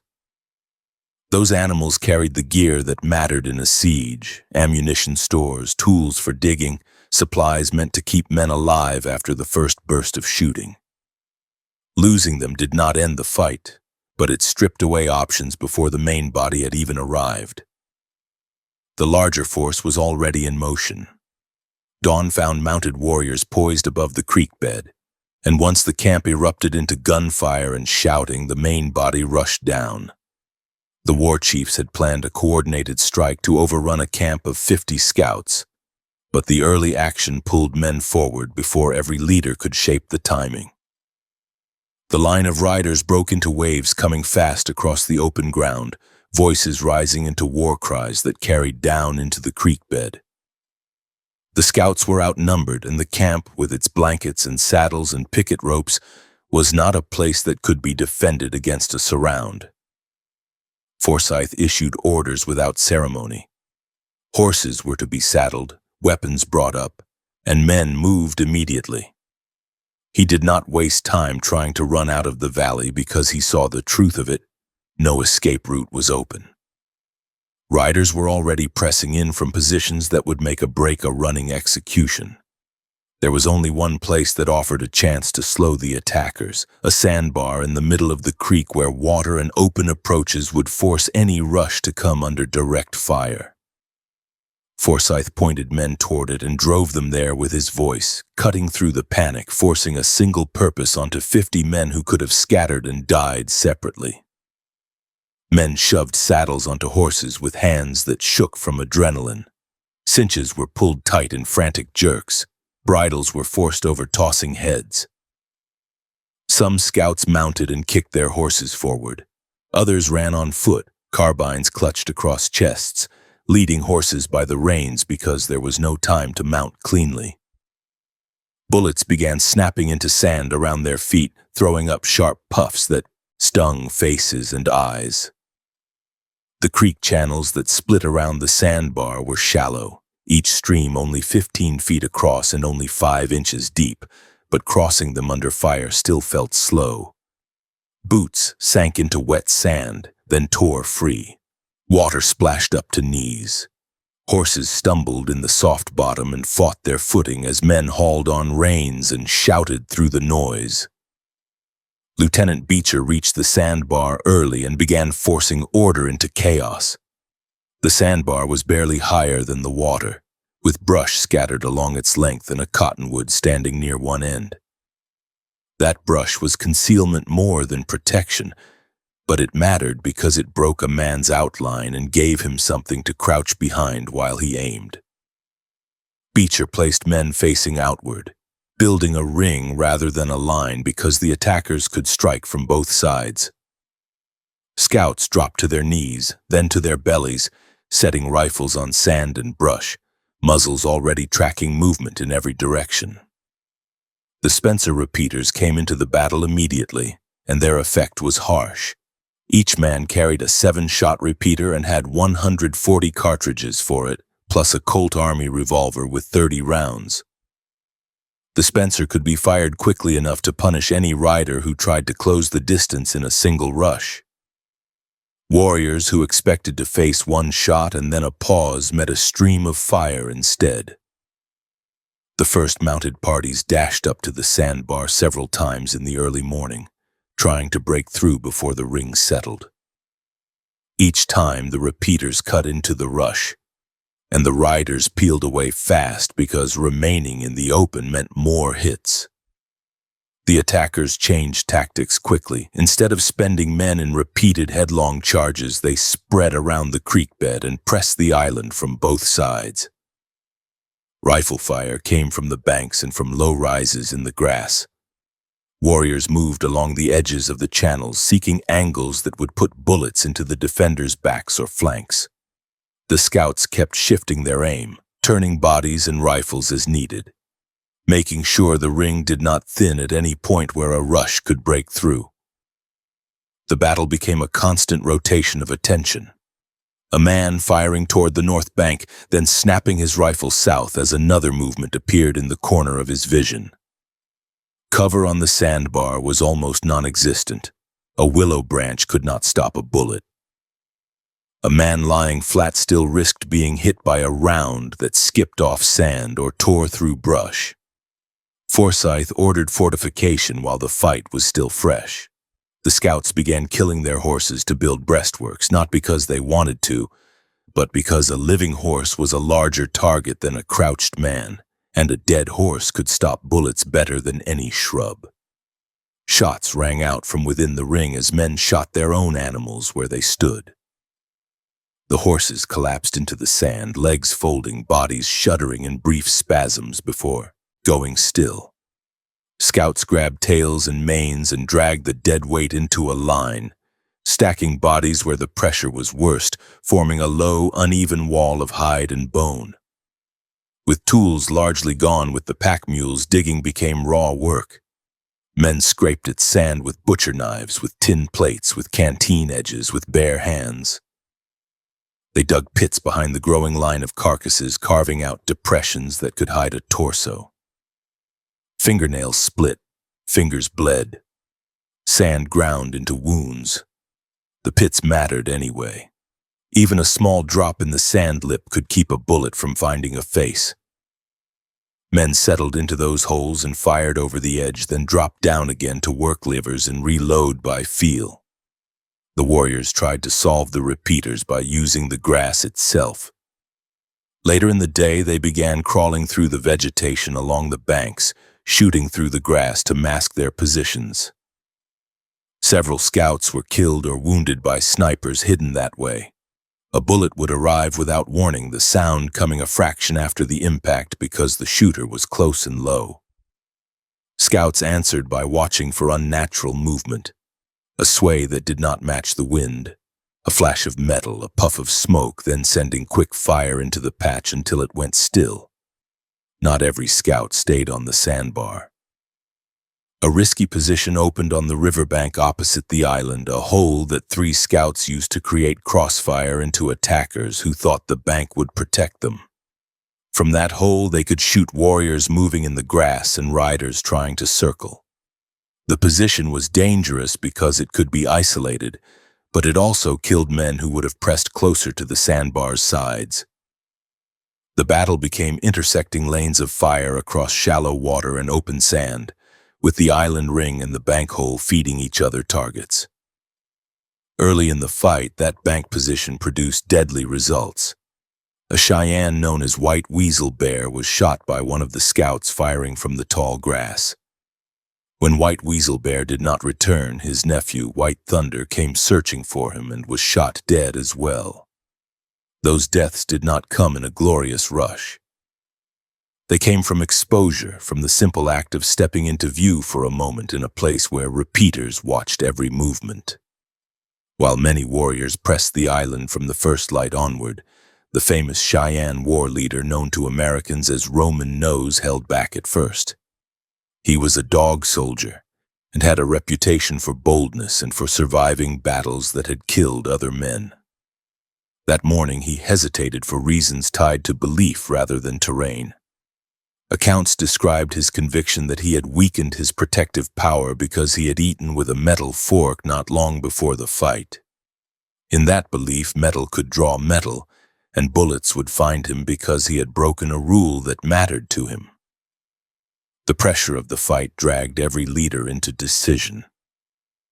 The island did not fall. The initial assault had been cut down by quick-firing Spencers, and the surrounding fire and probing dashes were not breaking the ring. Warriors had lost horses in the open, and each dead animal meant less mobility. Roman Nose decided he had to ride into battle even without time for the purification rituals he believed were necessary to restore his protection.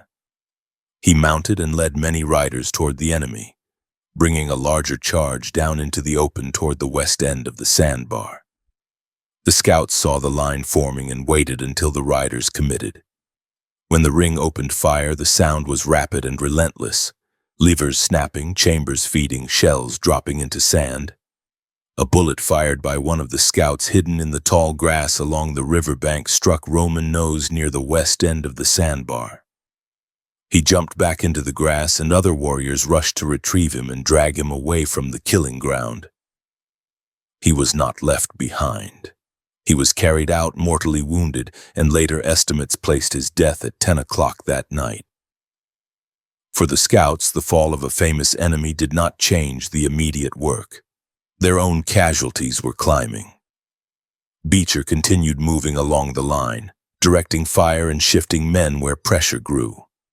Acting Assistant Surgeon John H. Moores stayed low and worked on the wounded in the pits, pressing cloth into bullet holes and tightening makeshift bindings with hands that grew slick with blood. He tried to keep men quiet because a scream drew attention and raised panic.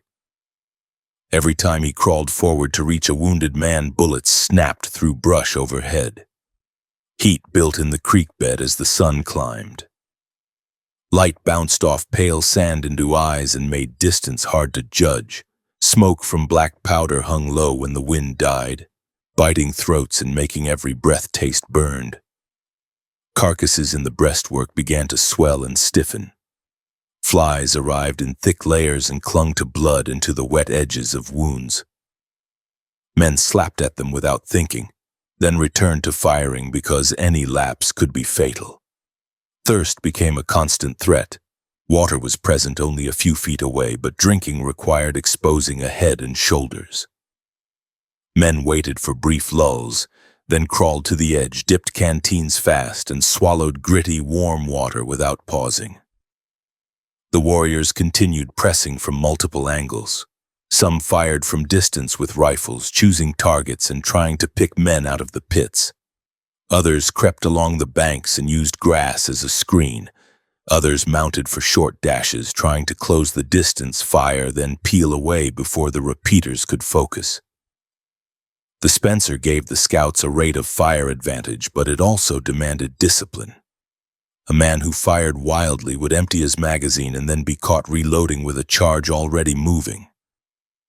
Scouts began firing in measured bursts, saving shots for targets that mattered, keeping their muzzles steady despite heat and dust and fear. The loss of the pack mules meant ammunition management was a daily threat, even on the first day. Each man's issue was finite, and without the mules there was no secure reserve pile of cartridges behind the line.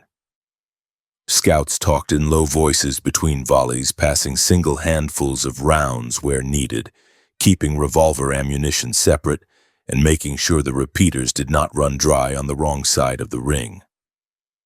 Men began counting shots in their heads. They resisted firing at distant figures that were only shapes because every wasted round shortened their ability to hold when a rush came close. During the day, Forsyth was wounded, and his injury forced the command to protect the man who was still issuing orders. He stayed on the sandbar. There was no rear area to move him to, no safe pocket where he could lie without danger. The entire position was under fire from multiple sides. Scouts dragged him deeper behind the horse wall and used their own bodies to block him when bullets snapped through the brush. Forsyth continued directing the defense from the ground, voice harsh and steady, refusing to surrender command even as blood-soaked cloth and sand around his leg.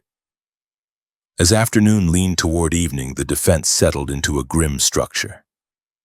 Dead horses formed an uneven barricade. Pits had been deepened where the sand allowed.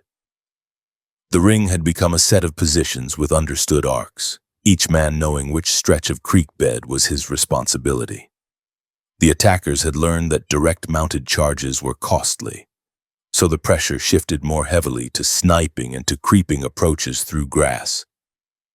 Several scouts were hit by those hidden shots, bullets coming from so low and so close that the defenders sometimes never saw the shooter, only the sudden drop of a man beside them. The cost by late day was severe. Lieutenant Beecher was killed. Dr. Moores was killed. 2 scouts, George W. Culver and William Wilson, were killed as well. 15 scouts were wounded, including Forsyth. The deaths were not dramatic moments of final words. They were sudden impacts, a man rising to fire and folding, or a body taking a hit in the pit and going still. The living pulled the dead into deeper cover so they would not be struck again and again. The wounded were moved into the lowest places, pressed against sand, given what water could be spared, and told to stay silent because silence helped the defense survive.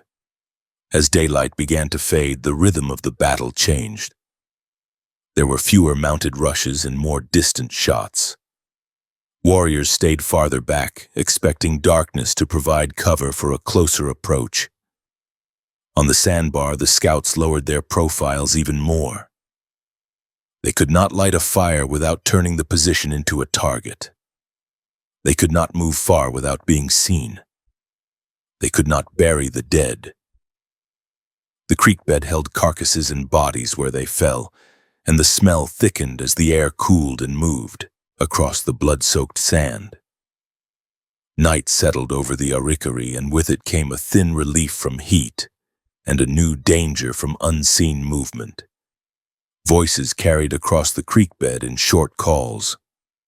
Horses snorted and stamped beyond rifle range. A single shot would crack now and then, the muzzle flash briefly marking a position, then disappearing.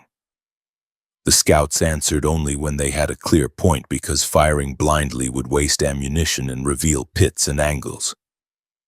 Men lay with rifles across forearms, eyes straining to separate sound from threat, ears catching every splash or scrape that might mean a crawl through the channels. Forsyth, injured and still the center of authority, kept the night discipline tight. No one was allowed to run. Leaving the sandbar in the dark would mean crawling into a ring of mounted men who knew the terrain and could kill by sound. The only path was to hold, watch, and wait for the next light. Men took turns closing their eyes for minutes at a time. Others stayed awake, staring into darkness until their eyes watered. Wounded men shook from cold and pain. The breastwork of dead horses gave off a heavy smell that pressed into throats. Scouts spoke in whispers to pass practical information, who still had cartridges, who needed water, who could still fire, who could not. By the end of the first day, the sandbar was no longer just a strip of sand and brush. It had become a crude fort built from slaughtered animals and scraped-out pits, held by 50 scouts who had been forced into a corner and had refused to be overrun. Hundreds of warriors still controlled the surrounding ground and still pressed the position, but they had not broken it. The battle had shifted into a siege that would continue beyond the night, and the scouts on Beecher Island faced the next dawn with fewer horses, fewer leaders, and the same ring of enemies waiting in the grass. Night settled over the Arikaree Fork with a clean, cold sky, and the sandbar remained exposed and low, no higher than a man's knee above the shallow channels. The fighting of the day had packed the sand into slick, dark patches where blood and water mixed, and the line of dead animals that served as a breastwork began to sour as soon as the heat faded. The odor moved across the island in slow waves, heavier where bodies lay stacked. Flies still crawled even in the cooling air, drawn to damp hide and open wounds, and the men had no time to wave them away. The defenders did not talk much. Voices carried too far on open ground. A whisper could pull a listening ear down from the bank. A careless word could become a target marker. Men communicated in short hisses, a tap on a shoulder, a hand signal close to the sand. Each pit held 1 or 2 scouts pressed low, trying to keep their outlines below the level of the sand lip they had scraped up. The pits were shallow and uneven because digging tools were gone and time was borrowed in seconds. Sand worked into clothing, into hair, into fresh cuts, and the grit never stopped grinding because the men could not stay still for long. Weapons maintenance became the quiet work that held the position together. The Spencer repeating carbine was fast, but it demanded attention. Black powder left thick fouling in the chamber and along the breech. Fine sand drifted into the action whenever a man moved his rifle or bumped it against the pit edge. A sticky lever could stop a man from firing even with a full magazine, and clearing a jam under fire meant lifting the rifle into view. Scouts began treating the carbines like fragile machines instead of blunt tools, keeping them tight against the body, shielding the receiver with cloth, and working the lever with steady pressure rather than sharp jerks that could grind grit into the mechanism. Reloading the magazine tube in darkness required touch and discipline. Men did not dump cartridges into the sand and grab blindly, because every round that disappeared into the grit was a round that could not be replaced. They pulled cartridges from pockets in small groups, counting them with fingertips, feeding them one by one into the tube, then sliding the follower back carefully to avoid a metallic click that could carry across the water. More than one scout learned that the follower spring could snap forward and pinch skin if he lost control, and a yelp of pain in the dark could invite a volley. The wounded were kept in the lowest spots where the pits were deeper. Some lay flat, faces turned to the side to breathe, eyes open but unfocused. Others stayed conscious and tried to help by passing cartridges, holding canteens, or whispering warnings when they heard movement close. Blood loss and shock made skin pale even in moonlight, and the pain of a fractured limb came in pulses that forced men to clench their jaws. Water was the one thing that could be reached, but reaching it was dangerous. The channel water was shallow and muddy, and any man who lifted himself high enough to drink openly risked a rifle shot from the bank. Canteens moved hand to hand in tiny sips, and men kept their heads below the sand lip as they swallowed. Outside the island, the hostile ring remained active.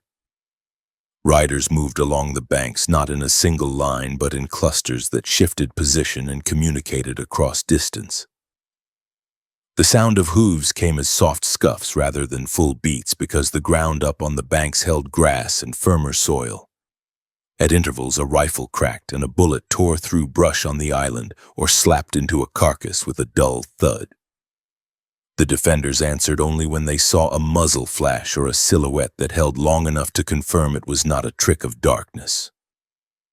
Detachment Sergeant William H. McCall moved through the pits when he could, keeping the ring from thinning at any one point.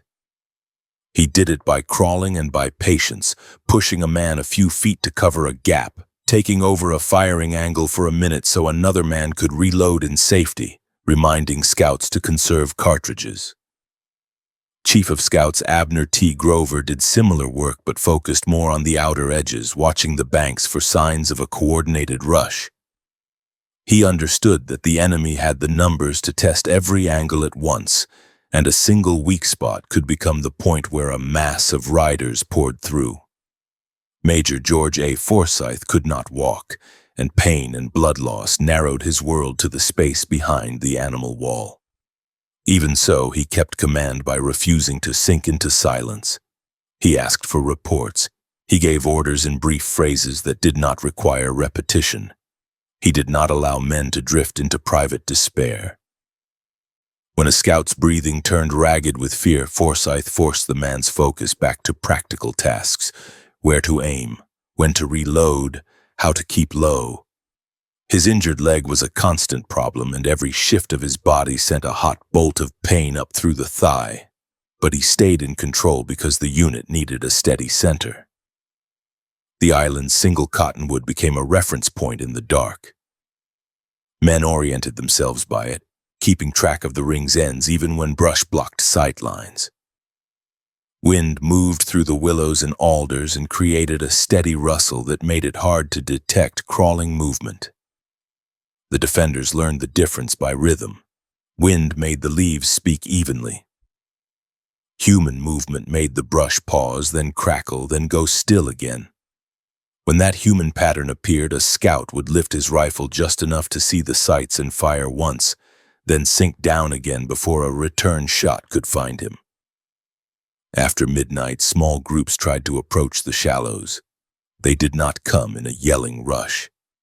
They came low, and sometimes they used the bank's shadows to mask their outlines.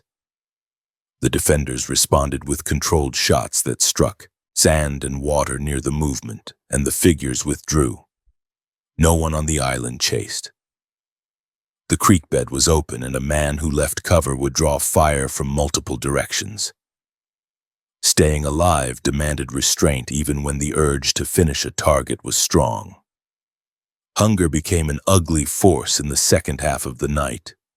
The scouts had cooked rations intended for a short expedition, not for a siege. Their supplies were gone with the pack mules, and the only immediate food was what the battlefield itself offered. Some men tore strips of meat from the dead animals in the breastwork. They did it with knives used earlier for cooking, and the smell made several gag. The meat was raw, and the taste mixed with powder residue that coated the tongue after a day of shooting. Men swallowed fast and drank a mouthful of muddy water, then went back to their pits without speaking, because hunger was private and shameful in a place where every motion might get a man killed. The emotional strain did not express itself as speeches. It came out as small behaviors: a man rubbing a cartridge between thumb and forefinger as if polishing it, another pressing his cheek into sand to cool a feverish face, another checking the same wounded companion every few minutes because he could not accept the stillness.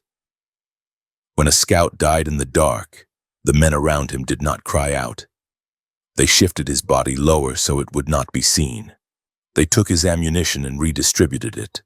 They kept the line intact because in that place the living could not afford ceremonies. Before dawn on September 18th, the meaning of the situation became unavoidable. Holding the Sandbar had stopped the first day's attacks, but it had not opened a route of escape. The enemy force still controlled the banks and the surrounding ground. The scouts had wounded men who could not travel. They had limited ammunition and almost no food. Without relief, the defenders would weaken day by day until they could not keep the ring intact. Forsyth put the necessity into words while the sky was still dark enough to hide faces. Someone had to reach Fort Wallace and bring help. Grover answered with the reality he had been measuring all night. A break through the lines looked impossible. The banks were watched. The prairie beyond was open. A rider leaving the creek bed would be visible and chased down. A man on foot could be tracked by sight and by mounted patrols. Simpson Everett Stillwell stepped forward anyway. He did not argue and did not dramatize. He offered himself as a messenger because the command needed someone willing to crawl out under the guns and accept that capture or death was part of the job. Grover objected immediately, pointing to Stillwell's youth and the difficulty of the route. Forsyth overruled him. The choice was not between safe and unsafe, it was between a desperate attempt and waiting to be starved out. Forsyth tore a blank leaf from his daybook and wrote a note to Captain George W.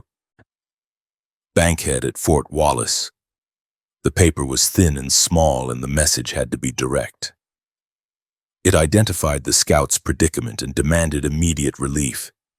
It also needed location because a cavalry column searching without guidance could miss a low sandbar in a wide, dry creek bed.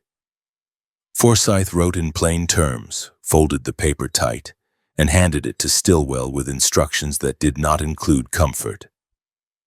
The note had to reach the fort, and the men who carried it had to move like animals that survive by staying unseen. Stillwell chose Pierre Trudeau to go with him. Trudeau carried a different kind of value than youth and boldness.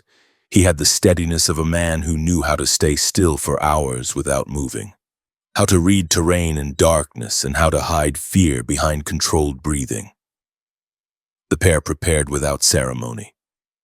They could not take horses because the moment a horse moved away from the island, it would draw attention. Any mounted attempt would be cut down in the creek bed or pursued on the plain.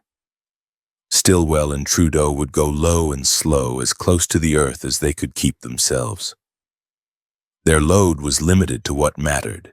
Each carried a weapon and ammunition in small quantity because cartridges had weight, and weight slowed crawling. They carried canteens kept low and tight against the body so they would not clink. They carried the folded note. They did not burden themselves with blankets or extra gear because snagging a strap and brush could create a sound that pulled rifle fire down on their position. The men on the island adjusted their watch to accommodate the departure. They did not provide covering fire because fire would announce movement. They instead stayed silent and alert, watching the banks for any shift in the enemy's posture that might indicate the messengers had been noticed. Stillwell slid into the shallow channel first, face near the water, and Trudeau followed close behind. They moved in inches, pushing through wet sand that grabbed at sleeves and knees. In the dim light before sunrise, the creek bed worked in their favor. Their bodies blended with dark patches of damp sand. The enemy's watchers were above them on the banks, looking down into shadows that concealed movement. Even so, the margin for error was almost nothing. A head lifted too high could catch a glint of light. A boot toe could dislodge a pebble and send it clicking down the slope. The two scouts kept their movements slow and deliberate, pausing whenever they heard voices from the banks. As the light strengthened, the danger increased. Stillwell and Trudeau used every fold in the creek bed, every patch of taller grass, every slight depression to break their outlines. When mounted men rode along the rim and scanned below, the messengers went completely still. They pressed their faces into sand until grit filled lips. They held breath until the pressure in their chests became painful, then released air in thin, controlled exhalations that did not move grass. By the time full daylight arrived, the two scouts had covered 3 miles from the sandbar. They had done it without standing. Their elbows were raw and bleeding. Sand had ground into their skin like abrasive stone. Their clothes were soaked, and the wet fabric chilled them even as the sun rose. Continuing to crawl in bright light across open stretches would be suicidal. They found thicker cover in grass and lay motionless, letting hours pass while they listened to the prairie and measured the movement of riders they could not see. The day turned hot. Sunlight reflected off pale sand and made eyes ache. Insects gathered in the grass and crawled over faces and hands. Stillwell and Trudeau endured without swatting because any movement could catch attention from the bank. Drinking was done in tiny sips, and only when the grass around them moved in a way that suggested a wind shift rather than a human presence. Hunger gnawed steadily, and the smell of their own damp clothing became sharp in the heat. Near evening, the pattern shifted. Shadows lengthened. The rim of the creek bed darkened and offered concealment again. Stillwell and Trudeau began moving, still cautious but able to cover more ground. They alternated between crawling in exposed stretches and crouching low in grass where the terrain allowed. They avoided ridgelines. They avoided open flats. They moved southeast, following the direction toward Fort Wallace, using the stars as a guide once darkness fully returned. Night travel on the plains required constant attention. A man could lose direction easily when the land looked uniform. Stillwell kept them oriented by watching the sky and by remembering the feel of the creek bends and the direction of drainage lines. Trudeau helped by identifying small landmarks, a rise in the ground, a change in grass type, a patch of brush that indicated a watercourse. They moved in quiet bursts, then stopped and listened, because a sudden hoofbeat nearby could mean a patrol.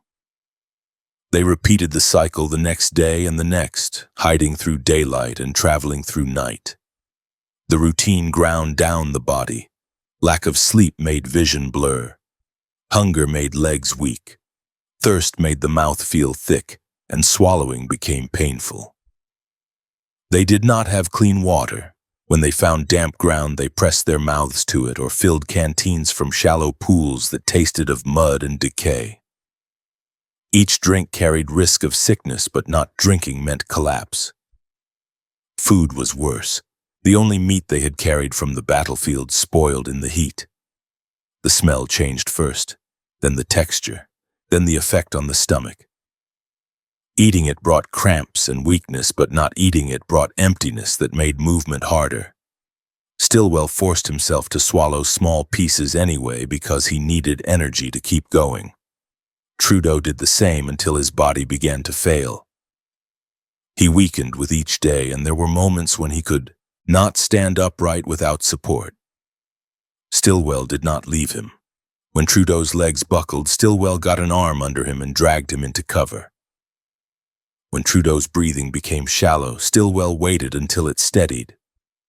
When Trudeau's eyes glazed with exhaustion, Stillwell kept him awake with low words and touch, because sleep in exposed grass could become permanent. The note to Fort Wallace stayed protected through all of it, kept dry when possible, then dried again when water seeped in, folded tight and held in a pocket where it could not be torn away by brush. On the fourth day, sign of military routes began to appear more often. Wagon tracks that cut across the prairie, churned ground where animals had passed, and scattered bits of human refuse that indicated traffic closer to the post. That change did not remove danger, but it meant friendly forces were nearer. Stillwell and Trudeau stayed cautious anyway because hostile riders could still be on the line between the Sandbar and the fort, and desperation could make them reckless. When Fort Wallace finally came into view, it appeared as a cluster of structures and corrals on the open land, with earthworks and buildings that created a hard edge against the plain.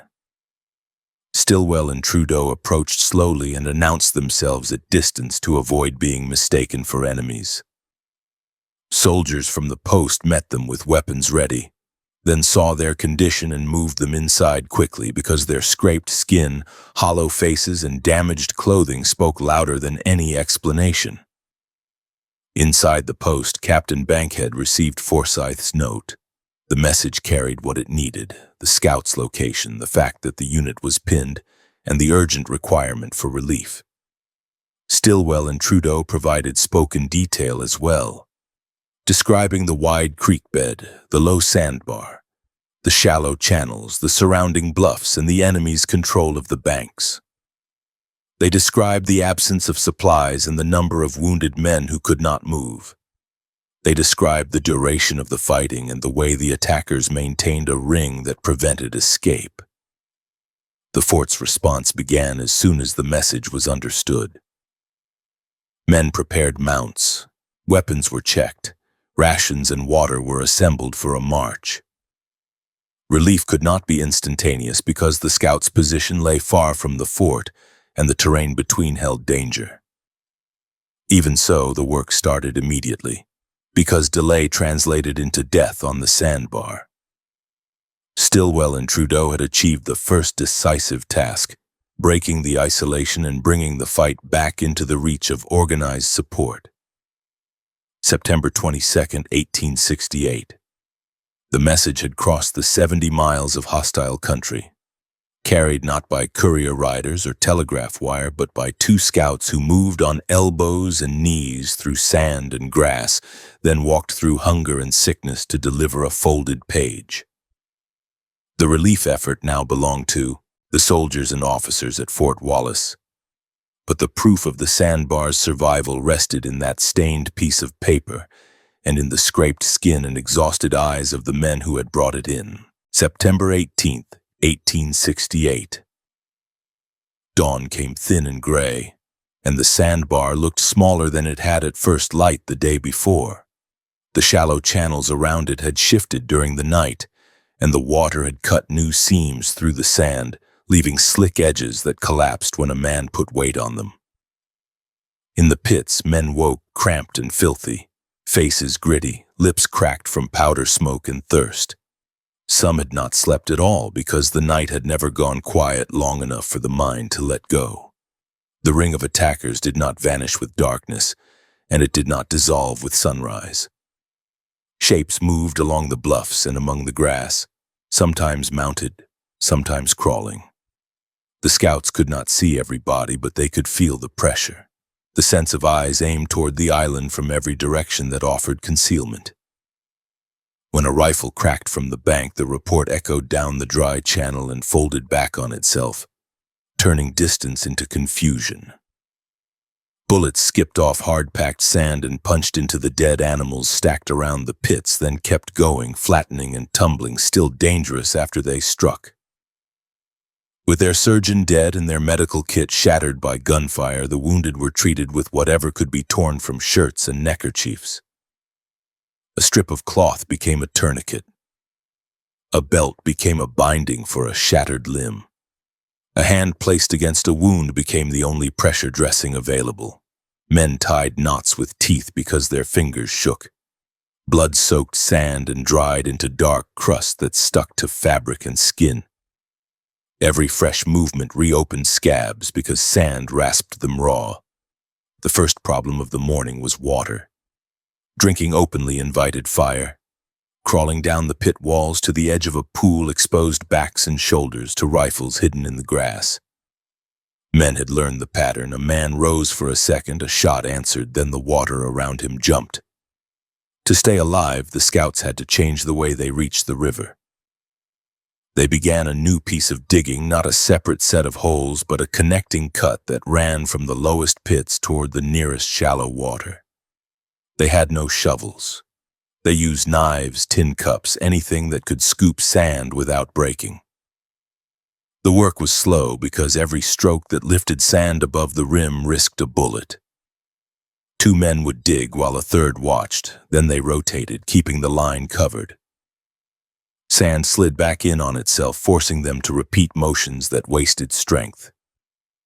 Even so, inch by inch, the trench crept forward, a narrow scar in the island that promised water without a man standing up to take it. While that trench took shape, the attackers tested the island in short bursts. Instead of a full mass rush, small groups on horseback drove fast along the bank, firing as they rode, then peeling away before the scouts could settle sights. Others crawled through grass until their hats and hair blended with stems, then fired from almost point-blank ranges that made the bullets come in flat and low. A man could feel a shot pass as a snap near the ear, and the next instant hear it bury into flesh behind him. The pits filled with the ugly rhythm of impact, the soft thud of lead in meat, the sharper crack when a ball struck bone, the scrape of a man trying not to cry out. From the pits, the scouts answered with careful shots. They aimed at muzzles, at a shoulder that rose above grass, at the dark line of a horse's chest as it crossed a gap in the willows. The defenders stopped wasting cartridges on distant movement and saved rounds for the moments when a target stayed in view long enough to guarantee a hit. When the attackers rode too close, the scouts waited until the rider's path lined up with a clear lane, then fired into the horse because a horse dropped its speed through a rider and created panic in the men behind him. The animal wall that had saved them now became a hazard of its own. The horses and mules lay stacked and stiffening, and the heat of the second day dragged the smell out of them. Flies gathered in thick clouds. The insects formed black patches on hide and clustered at every wet place. Men tried to keep the swarms off open wounds, but hands were needed for rifles and for digging, and a man could not wave flies away without moving above cover.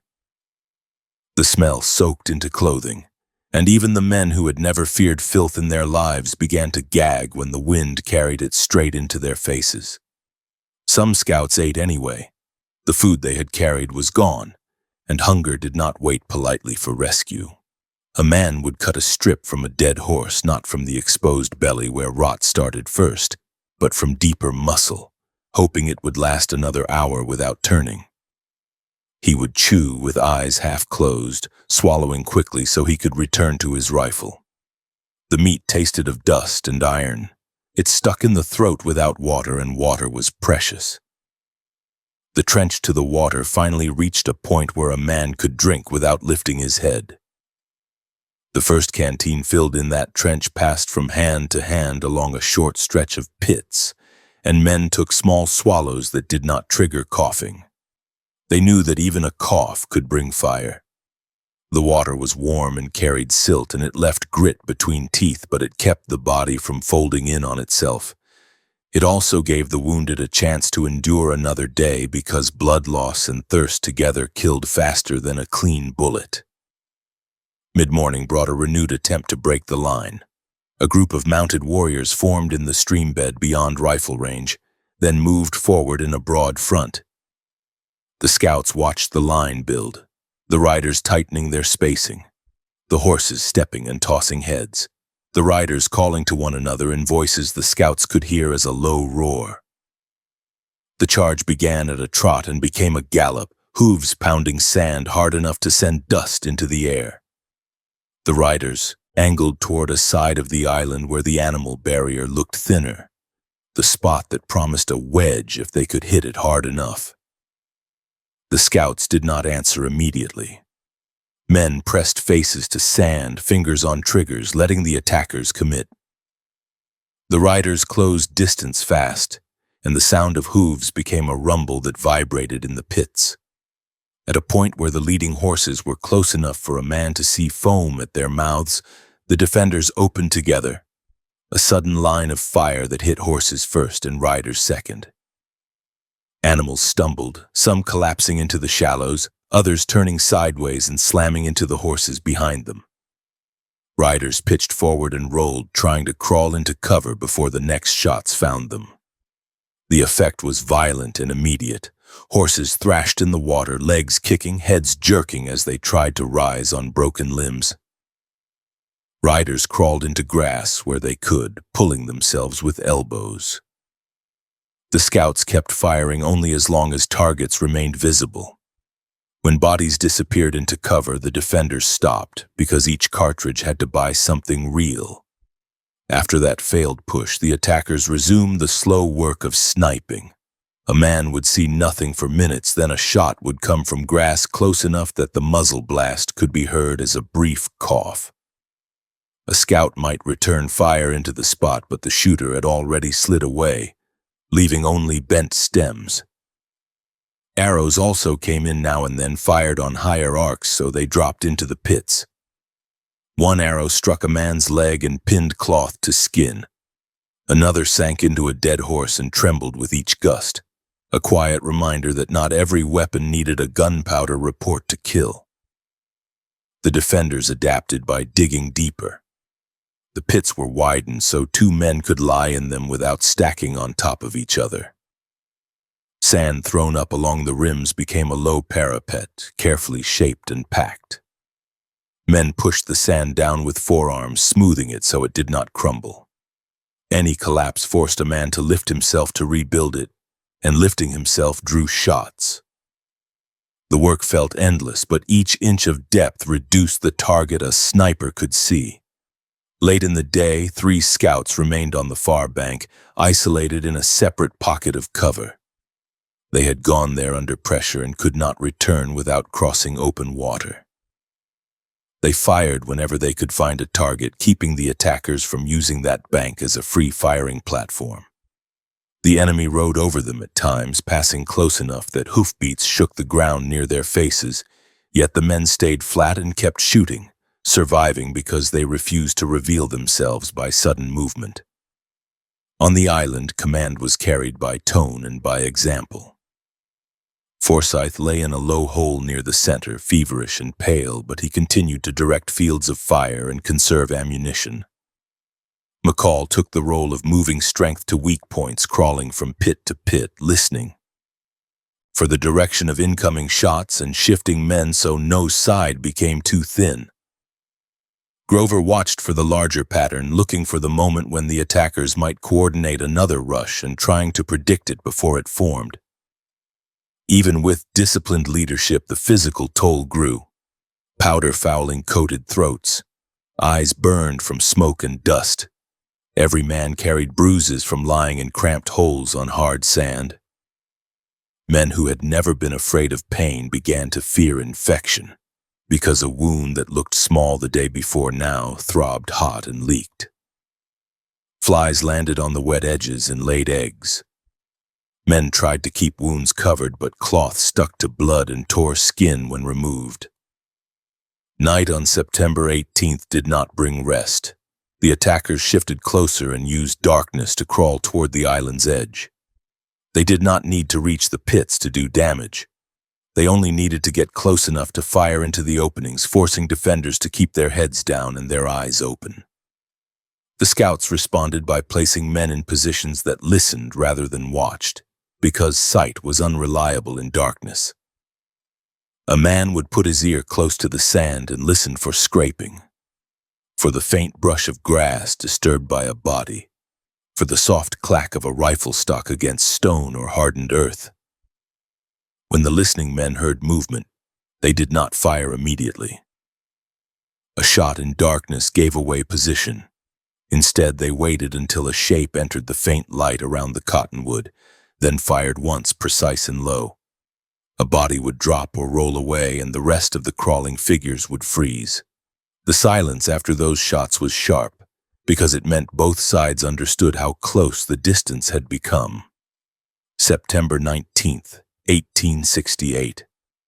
The morning light showed how far the island defenses had changed.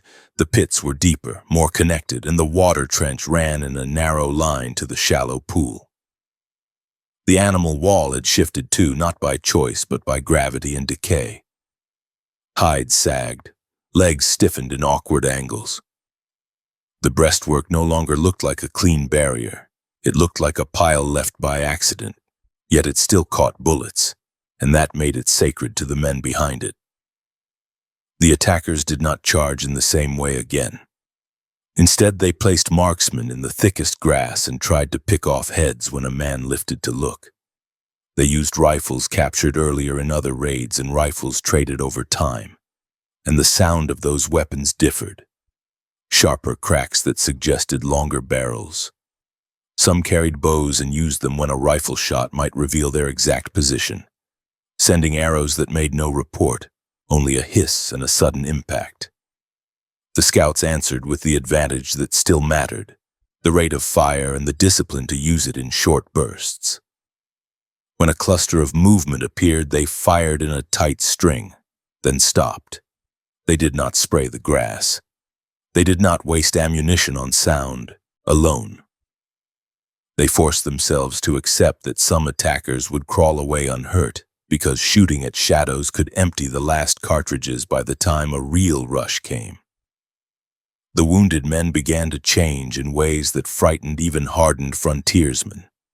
Some shook with chills even under the sun. Others drifted into half-conscious states, mumbling words that made no sense.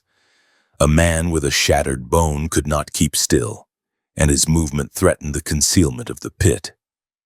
Those around him held him down gently and murmured at him until he calmed. The fear was not only of death, it was of death that came slowly and smelled like rot. By midday, the wind shifted and carried the smell of the carcasses straight across the pits. It made mouths water in the wrong way, a nausea that filled the throat. Flies became thicker, and the heat drew them into faces and eyes. Men blinked hard and forced themselves not to rub their eyes because a hand moving up could be seen from the banks. Tears formed from irritation, and that moisture mixed with powder residue and became a burn that did not stop. The day also carried a quieter threat, the absence of sound from beyond the bluffs. The scouts could not see the villages that had produced the warriors. They could not see women and children. They could not see the reason so many fighters had gathered. They only knew that the ground they held was a sliver in an ocean of grass, and that the men outside the ring could trade places, rest, eat, and return, while the scouts had no such cycle. Late in the afternoon, a brief lull opened, not a peace, but a thinning of movement close to the island. That lull was important because it suggested the attackers might be pulling back to reorganize, or they might be shifting their ring to watch for a breakout attempt. The scouts used the lull to do what they could not do under constant fire. They reinforced the pit rims. They moved the dead out of the most crowded holes to keep the living from lying on corpses. They redistributed ammunition so no man became empty while another still had plenty. They checked the water trench for collapses and packed its sides down again. When darkness fell again, a decision formed among the defenders. They needed certainty that relief would come. Waiting in silence had already cost lives. Another message had to be sent, even if it meant losing more men to the prairie. 2 scouts were chosen for that second attempt, John J. Donovan and Allison J. Plyley. They did not prepare with speeches. They prepared with cold practicality. A note had to travel, a route had to be chosen, a pair of bodies had to leave cover without drawing a volley that would kill men who stayed behind. The night they left, the channel water was low enough that they could cross without splashing loudly, but every step in wet sand still made a sucking sound. Donovan and Plyley moved like men trained to disappear, keeping their profiles down and staying close to brush lines. The island behind them stayed quiet, because firing would have drawn eyes to their movement. Men in the pits watched nothing in particular and watched everything at once, listening for the first burst that would mean the pair had been cut down within sight of the sandbar. The attackers did not announce a discovery. There was no sudden roar. The prairie swallowed the 2 men and gave no immediate answer. That uncertainty was its own weight. Those left behind could not know if the pair had cleared the ring or if they were already dead in the grass. The only thing the defenders could do was hold the island and conserve what remained. September 20th, 1868. The 4th day brought the worst kind of pain that came not from a fresh wound but from a lodged ball carried for days in a thigh close to a major artery. Forsyth had been hit multiple times on the first day, and 1 ball remained buried where it could not be ignored. Swelling made the leg tight. Heat pulsed under the skin. Every shift of his body made the pain spike and then linger, a steady reminder that even if bullets stopped, infection could still finish what the attackers had started. Men around him offered to cut it out, but they also understood the risk. A slip of a blade could open the artery and spill his life into the sand in seconds. The defenders had no surgeon, no clamps, no instruments meant for such work. They had knives and a razor, and they had nerve. The men hesitated not from fear of blood, but from the knowledge that they would be blamed if he died under their hands. Forsyth made the choice himself. He took his own razor and worked by feel and stubborn control. The act was slow and brutal. He had to cut through skin already swollen and sensitive. He had to endure each touch without jerking, because jerking could turn a careful cut into a fatal tear. Men held his shoulders down and kept him steady. They did not speak more than necessary. The sound that mattered was his breathing, controlled, broken at times, then forced back into rhythm. When the ball finally came free, it did not end the danger. The wound had to be cleaned as well as the scouts could manage. They used water from the trench and cloth torn into strips. They packed the cut and bound it tight. Forsyth's face went gray and sweat ran down his temples, cutting clean lines through dust. He did not collapse into sleep afterward because sleep in that place was never deep. He lay back and kept giving orders in a low voice, proving to the men in the pits that he remained present and that the defense still had a center. The attackers pressed again that day, not with massed horses but with constant shots aimed at any sign of movement. A scout who raised his head too high took a bullet through the scalp. Another who reached for a canteen without staying below the rim lost fingers. Men learned to move as if every motion was already being watched. They loaded cartridges in darkness inside their pockets. They passed water with hands kept low.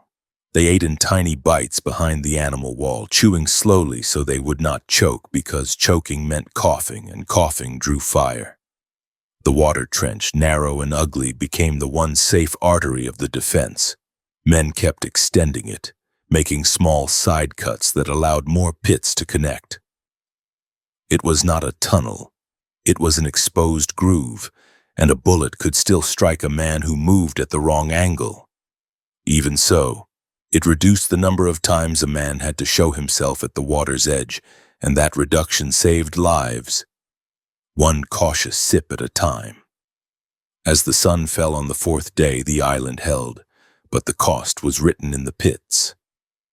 The living lay beside men who no longer breathed. The wounded groaned and then went silent when the sound of their own pain drew attention from the banks. Ammunition was measured by handfuls. Food was measured by shreds. Hope was measured by whether any messenger could still be moving under the stars, away from the rifle fire toward Fort Wallace, September 21st, 1868. The Arikaree Fork ran shallow and brown, and the sandbar that had saved the scouts now kept them trapped. Sunlight hit the creek bed hard, and there was no shade worth naming. The rifle pits held men who had stopped counting hours in any steady way. Sleep came in thin scraps. Thirst stayed constant. Hunger pressed harder each day because everything edible had become something they had never expected to eat. The water they relied on came through sand and seeped into the bottom of a rifle pit that Scout Burke had deepened for that purpose. It did not taste clean, but it was water that could be reached without climbing out into gunfire. It also forced the defenders to think like diggers and not like riders. A man who had lived by moving across country now stayed in one cramped hollow and worked the sand with his hands, clearing slumps, scraping the sides, pushing wet grit away so it did not choke the seep. Each small correction mattered because a collapsed edge could mean losing the only water source they could reach without exposing a head and shoulders to rifles on the bank. Food had turned into a problem with no good answer. Steaks cut from the dead animals during the first night had been buried in sand to slow spoilage, but the heat and the time overcame that effort. When those buried cuts were pulled up again, the odor proved the truth before anyone tried to swallow. The scouts were out of regular rations. The creek offered no fish they could take under fire. The prairie around them held game, but reaching it meant slipping through a ring of watchers who had rifles of their own and knew how to use cover. The men still ate what they could because a body cannot fight on will alone. They boiled the meat they had, even when it had turned foul, using the best containers they could spare. Boiling did not restore it to anything familiar. It only made it possible to force down without retching. Some of the scouts sprinkled gunpowder on it after boiling. The powder did not make it good. It made it strong and bitter and easier to swallow for a man who had to keep something in his stomach. That day, one of the scouts managed to shoot a small coyote. It was not a victory in any sense that would matter on a normal hunt. But nothing was normal on the Sandbar. The coyote was dragged into the pits and stripped. The meat on it did not last long. What stayed with the men was the detail that the head was boiled 3 separate times to draw out whatever nourishment remained. Every boil meant more time spent crouched low, tending a weak fire, watching for smoke and listening for shots that might come without warning. The wounded made the camp worse and more urgent. Wounds that had been survivable with proper care became dangerous when the only water came through sand and the only bandages were dirty cloth. Fever built in bodies that had already lost blood. Some men drifted into delirium, then came back to hard awareness and pain. Gangrene appeared, turning flesh dark where it should have stayed healthy and making the smell in the pits worse than the smell of the horse wall. Major Forsyth's own condition became a steady concern, not only because he had been hit badly, but because the position depended on a chain of command that could not afford confusion. He was sore, feverish, hungry, and worn by days under fire. He learned a new humiliation when he found his leg wound infested with maggots. In the open country, men expected dirt and infection, but this was different. It was living decay inside a body that still had to lead. The men who could still move did what they could for him and for every other injured scout, with no instruments, no clean cloth, and no medicine beyond stubbornness. The enemy did not need to storm the pits to make this suffering count. The warriors only needed to keep the scouts pinned and unable to leave. Fire came in irregular bursts. A shot would strike sand, then a pause would stretch long enough to make a man think the day might stay quiet, then another bullet would crack past a pit rim. The defenders learned to treat silence as a warning. They kept rifles ready even when their hands trembled from weakness. They held back their shots for moments that mattered because ammunition had to last longer than nerves. On September 22nd, the 6th day since the first attack, the strain settled into a routine that felt heavier than panic. The scouts who could still stand moved within sight of the earthworks up and down the creek, looking for anything alive they could kill and bring back. They did it under watch because a hunt that pulled men too far away would invite a sudden rush on the pits. Those small scouting forays found no game worth risking their lives for. They returned with empty hands, faces tight with fatigue, and mouths already dry from the effort.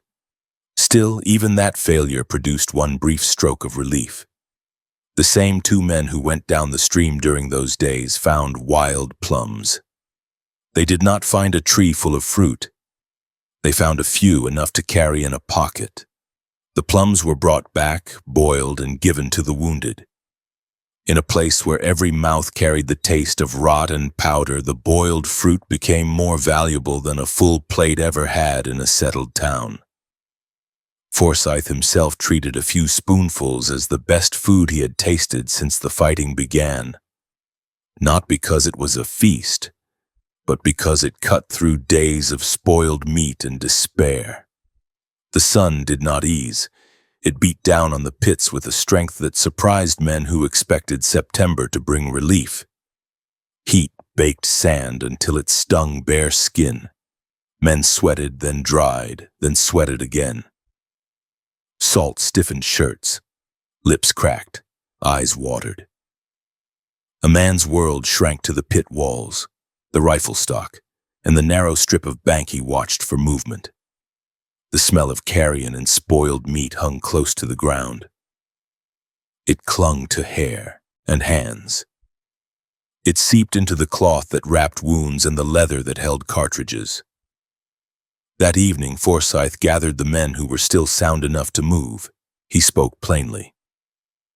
The scouts already knew their position, but hearing it from their commander sharpened every detail. Forsyth told them the messengers who had slipped out might have failed, and if they failed, there might be no rescue coming. He told them that the men who could still walk might be able to move out at night as a group and make Fort Wallace. He reasoned that even if they were attacked, they had ammunition and experience now.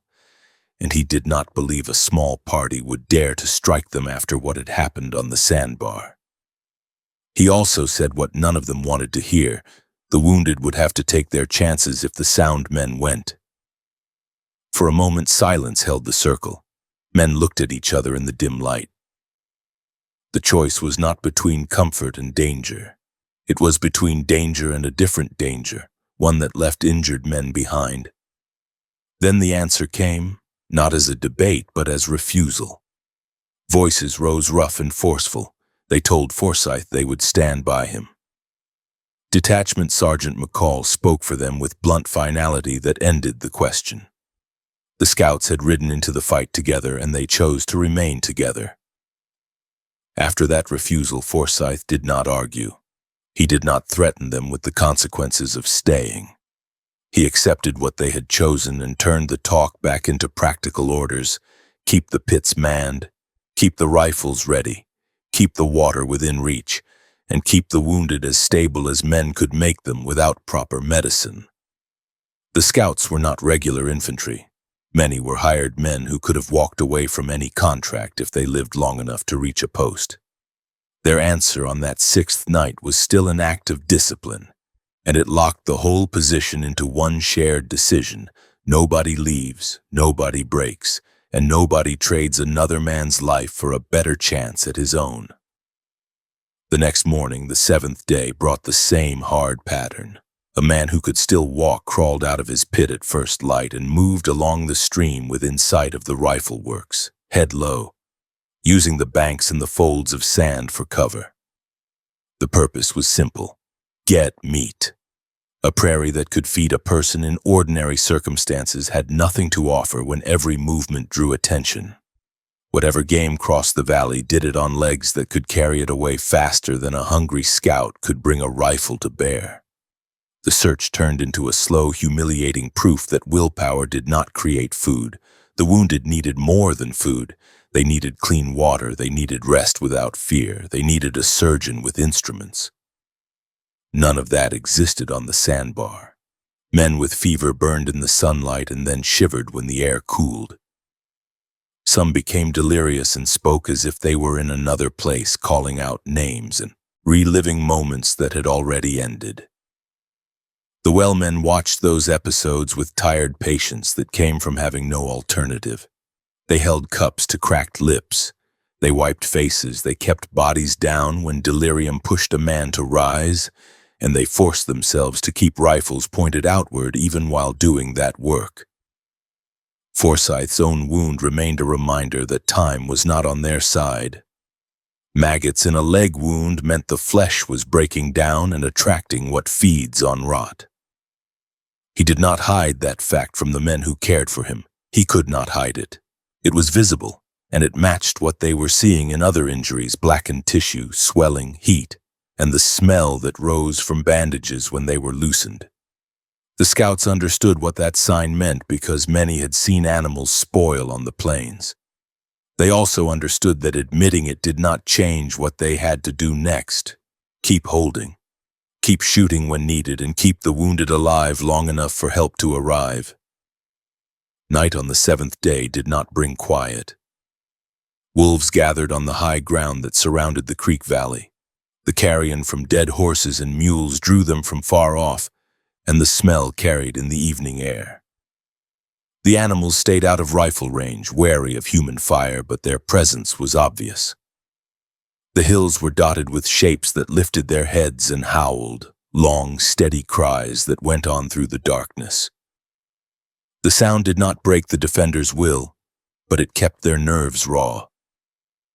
It also reminded the scouts that if they fell silent, the creek bed would become a feeding ground for more than one kind of scavenger. The 8th day began with the same sun, the same sand, and the same silence that could snap into violence with no warning. Men were weaker now. Hunger dulled their reactions.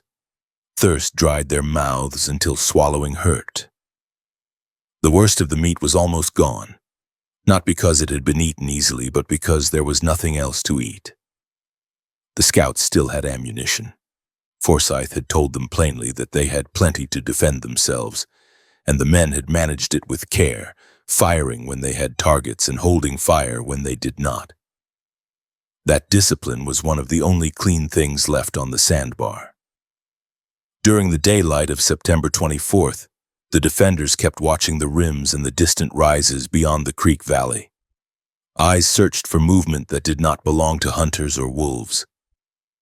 Every small shape on the far ground drew attention, a shadow, a speck, a line that might be riders.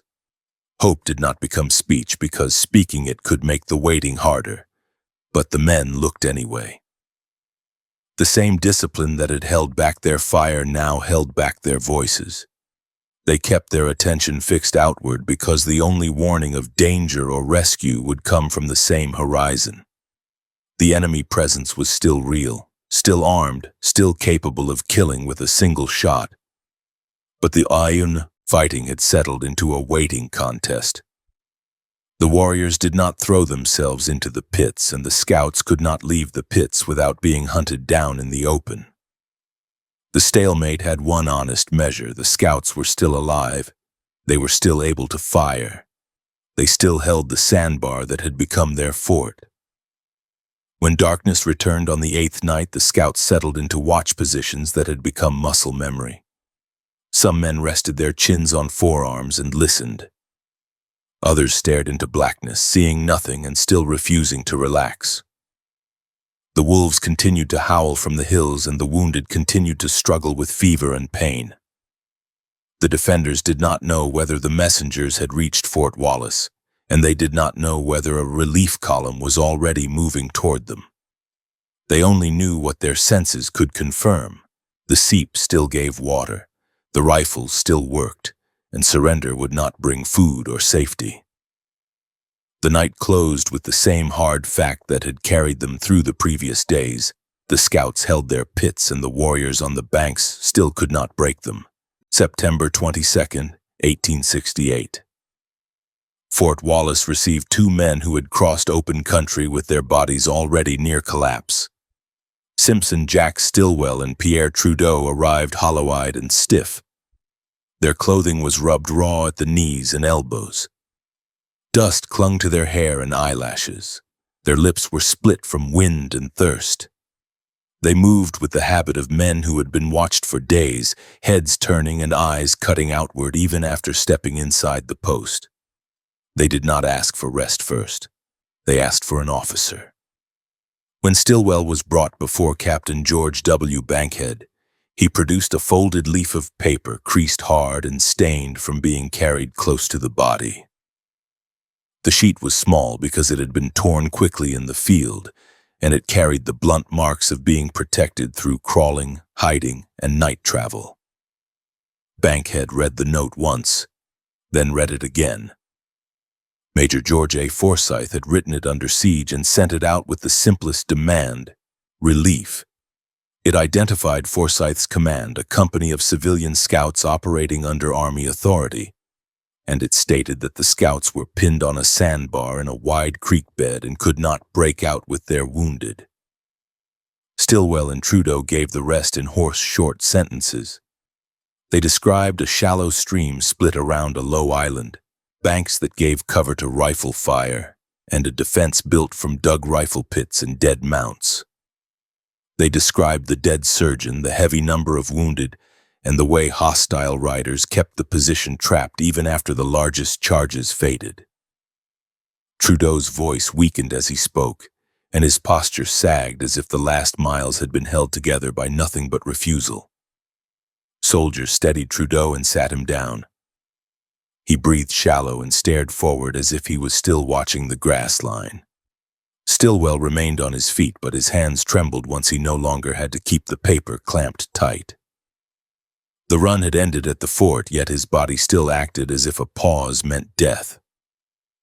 Bankhead moved from information to action without delay. Forsyth's note did not ask for negotiation, it demanded movement. Bankhead issued orders for relief parties to form and depart, and he did it with the understanding that the objective was not a town or a post. It was a specific place in a wide drainage, a sandbar that could be missed if a column turned into the wrong fork or searched the wrong stretch of creek. If one party failed to find it, another had to succeed. Uncertainty drove the relief plan. No one at Fort Wallace could point to the sandbar on a neat map and guarantee a direct ride to it. The creek beds and forks in that country could mislead a column by a few miles, and those few miles could cost a day. Bankhead chose redundancy.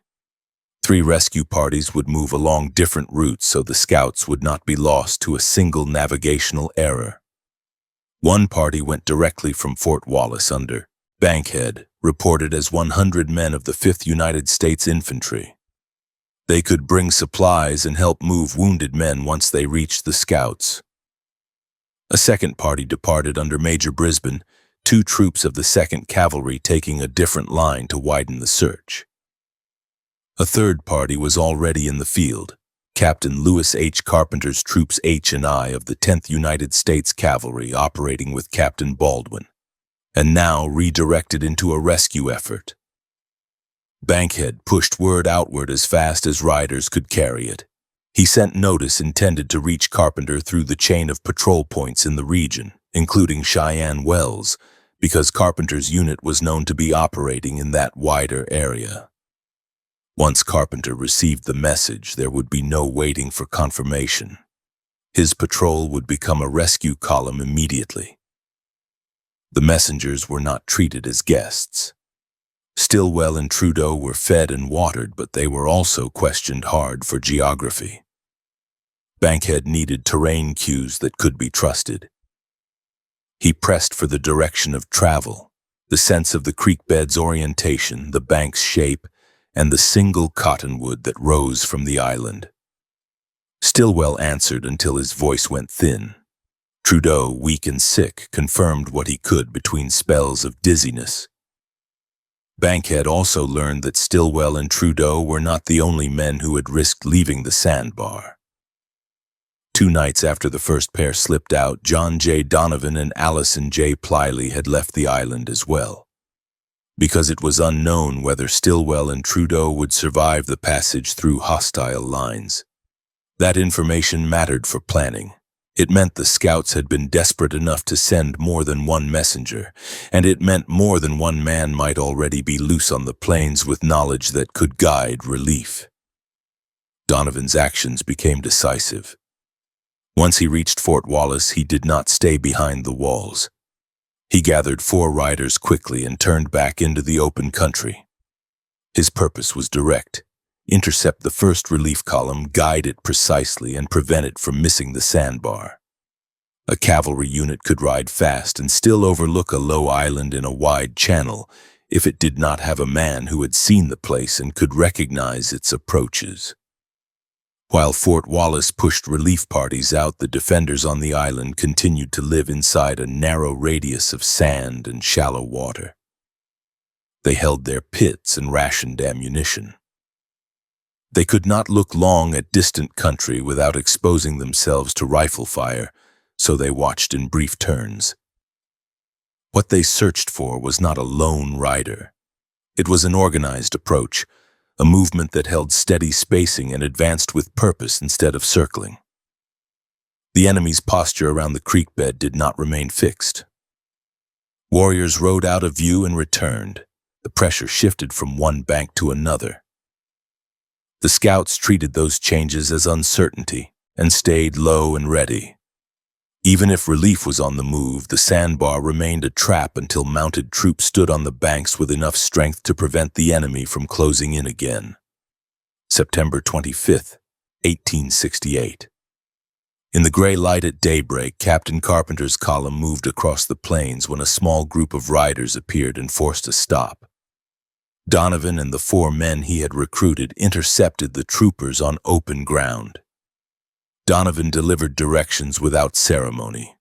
He used terrain cues that could be followed at speed, telling Carpenter how to enter the drainage and what to look for when the creek bed opened and the sandbar came into view. Carpenter accepted Donovan's guidance and altered his course. Troops H and I rode toward the Arikaree Fork, no longer searching in a broad sweep, but riding to a fixed point. The ground changed from grass to sand and scattered brush. The relief column entered the channel country where old water scars and shallow cuts broke the flat plain. The approach demanded caution because a rifleman hidden in tall grass could remain unseen until he fired. When Carpenter's men reached the sandbar, the position looked like an emergency made permanent by necessity. Rifle pits cut into the island formed a rough ring. Shallow connecting cuts linked some holes, allowing men to move without standing. The cottonwood rose above scraped sand, and the defensive barrier built from dead mounts and packed earth showed the blunt logic of men who had needed bullet-stopping mass more than anything else. The defenders did not climb out and wave. Some could not stand. Others did not trust relief at first sight because days of siege had trained the mind to distrust sudden change. Recognition came by voice and by proximity. Once the relief column was close enough to be certain, the scouts' posture shifted, not into celebration, but into release. Men spoke in hoarse bursts. Some coughed without trying to hide it. Some stared out from pits as if they could not believe the bank line had finally changed hands. Major Forsyth was alive. His body had been damaged by gunfire and his leg injury had been held in place by improvised care through days of siege. Even so, he forced himself into the posture of command. He borrowed a copy of Oliver Twist from a relief trooper's saddlebags and held it in view as if reading calmly. The gesture was deliberate. It signaled that the scouts had endured with discipline rather than collapse. When Carpenter approached, Forsyth spoke a short line. "Welcome to Beecher's Island." Men close to Forsyth could see the strain he hid. He was nearly overcome by the ordeal, yet he refused to greet relief as a man asking to be carried away in defeat. The scouts who had watched him through the siege recognized that choice as one more act of control in a situation where control had been the difference between living and dying. Carpenter secured the area immediately. Relief could not mean anything if the enemy could still press close and reopen the siege. With mounted troopers and fresh rifles on the banks and surrounding ground, the sandbar stopped being an isolated pocket. The immediate ground shifted from hostile control to guarded space. Once the area was secured, Carpenter's party brought in food and drink that the scouts had not tasted in days. Bacon, hardtack, and coffee were distributed, and the scouts consumed them quickly. The eating was not polite, it was urgent. Men swallowed hard bread without complaint because the alternative had been starvation. Coffee provided heat and alertness, and it gave bodies something steady after days of muddy water and forced mouthfuls of spoiled meat. Medical care began at once. Assistant Surgeon J.A. Fitzgerald had arrived with Carpenter and started triage without delay. He examined wounds that had been open for days, injuries wrapped with dirty cloth and fractures held in place by makeshift splints. His first task was sorting, deciding who could ride, who needed carried transport, and which injuries had to be stabilized before any movement could begin. Carpenter pitched tents upwind from the island so the wounded could be moved away from the worst conditions around the pits. Carrying injured men out of holes took careful hands because bodies had stiffened in cramped positions and because wounds flared with every jolt. Troopers lifted and moved men slowly across shifting sand. The wounded clenched their jaws and gripped sleeves. Some trembled with delayed shock once they understood the siege had ended. Moving the wounded to those tents had a purpose beyond shade. The island's defensive barrier had been built from dead animals, and the air around it was foul enough to make men gag as soon as they climbed out of their pits. Carpenter placed the tents up some distance away to give the wounded cleaner air. Fitzgerald ordered the worst cases carried there carefully, and men who had been lying inches from decay were moved into space where breathing did not feel like swallowing rot. Burial work continued for the same practical reason.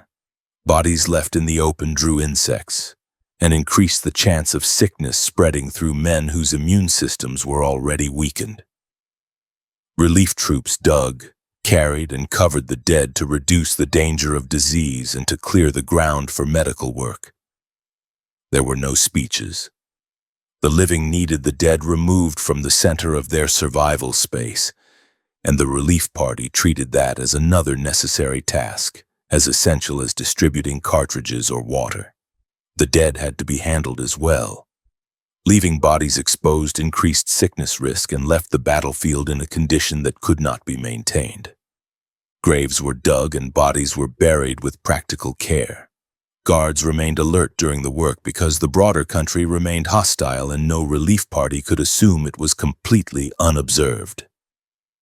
Fitzgerald turned to Forsyth's leg. The injury demanded immobilization that improvised binding could not provide. Fitzgerald ordered the island's cottonwood cut down. The wood was shaped into a split and cotton was used to line it so rough edges would not grind directly against skin. The tree became a medical tool, turned into protection for a wounded commander whose survival mattered to the entire command. Relief did not mean immediate departure.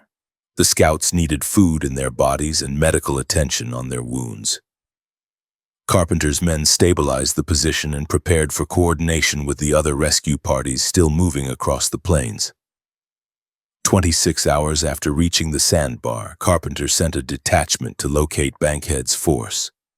Coordination mattered because combined strength could protect supplies and help transport wounded men more securely. The detachment found Stillwell and Trudeau several miles ahead of Bankhead's column. Bankhead followed with additional men, and the converging relief parties tightened into one combined effort. Bankhead's arrival brought more than additional rifles. He brought the discipline and supplies of the infantry column, and with him came the converging cavalry elements that had taken different routes. The separate rescue parties had moved out not knowing which one would find the Sandbar first. Now they stood in the same drainage, turning a desperate holdout into a guarded camp with enough men to plan an organized withdrawal, rather than a frantic dash. The meeting also confirmed that no single ride had been trusted to carry the scouts' fate. Stillwell and Trudeau had been sent first, and Donovan and Plyley had followed when it was uncertain the first pair would get through. That layering of messengers matched the layering of rescue parties. It was the only way to fight uncertainty on a plain, where a wrong turn could erase a rescue effort. The arrival of Bankhead's column ended the isolation completely. The Sandbar was no longer a lone pocket with one cavalry detachment standing over it. More men meant more carrying hands, more supplies, and more security for the coming withdrawal. It also meant the defenders could stop doing every task in the same breathless rhythm that had governed them during the siege. The work shifted into a controlled sequence: eat, drink, treat, bury, prepare to move. September 26, 1868. A fifth scout died of wounds and was buried on the battlefield with the others. His name was Lewis Farley. His death made the aftermath as grim as the fight itself because it proved that survival was still being decided by infection, blood loss, and the slow damage of days without proper care. September 27, 1868. The order to move was finally carried out. The Forsyth Scouts departed Beecher's Island for Fort Wallace, escorted by the 10th United States Cavalry. Those who could ride were mounted. The wounded were prepared for transport and supported as best the column could manage. The movement away from the creek bed began without celebration. Men stayed controlled and alert, because the same land that had hidden hundreds of warriors could still produce danger without warning. As the column moved out, the Sandbar slipped behind them, marked by disturbed earth where graves had been dug and by the scraped outlines of rifle pits that no longer held living men. The cottonwood that had stood as a landmark was gone, turned into a splint. The place remained as evidence that 50 scouts had been trapped in the open and held their ground until relief reached them. The departure began before sunrise on September 27, 1868, when the creek bed still held cold night air and the sand kept every footprint from the relief camp. Troopers of the 10th United States Cavalry tightened their saddle cinches and formed a moving guard first, because the plain offered no cover and no warning if riders appeared on the ridges. The scouts did not step out as a unit. They came out as a line of damaged men. Some could walk with help. Some had to be lifted and carried. The relief camp had food, coffee, and tents, but none of that changed the basic problem. Too many bodies had been hit, cut, broken, starved, and dried out for too long. Getting the wounded off the battlefield forced hard choices that did not exist during the siege. On the Sandbar, a man could lie flat in a rifle pit and survive as long as he could still fire. On the march, a man had to be moved, and moving reopened pain that had been held down by exhaustion. Men with fractured legs had been kept still for days. Now each step and each lift threatened to grind broken bone. When cloth was pulled away from skin that had been wrapped in sand-stained bandages, it tore loose and left raw edges exposed. When a man had a ball lodged where it could not be reached, every shift of the limb brought a sharp flash of pain that made him shake. Hands worked carefully because rough handling could turn a salvageable wound into a fatal one. The escort built the column with the injured at the center. The troopers put riders ahead to keep the route clear and to prevent surprise. Other riders stayed wide on both flanks where the grass and shallow draws could hide a rifleman. A rear guard watched the dust trail and the marks in the ground because a force that had withdrawn could still turn back once the survivors committed to movement. The scouts who could still fight walked beside the worst cases.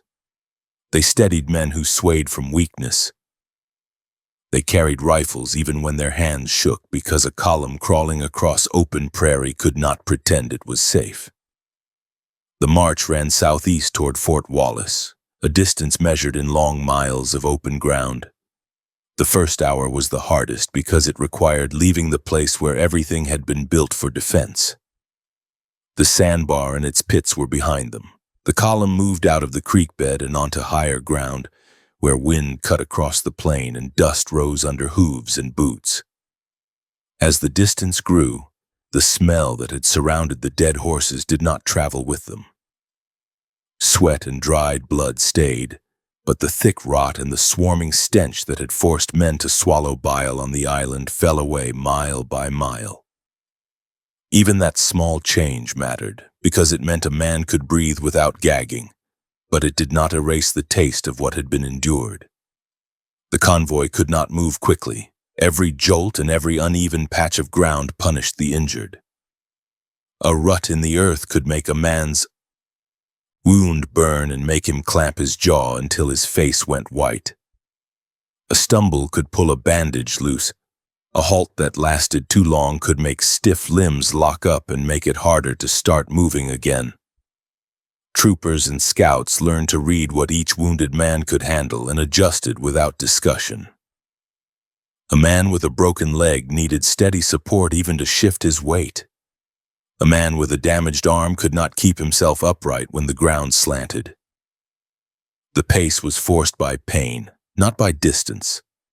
Water remained an issue even after relief because bodies that had been dehydrated for days did not return to strength in a single drink.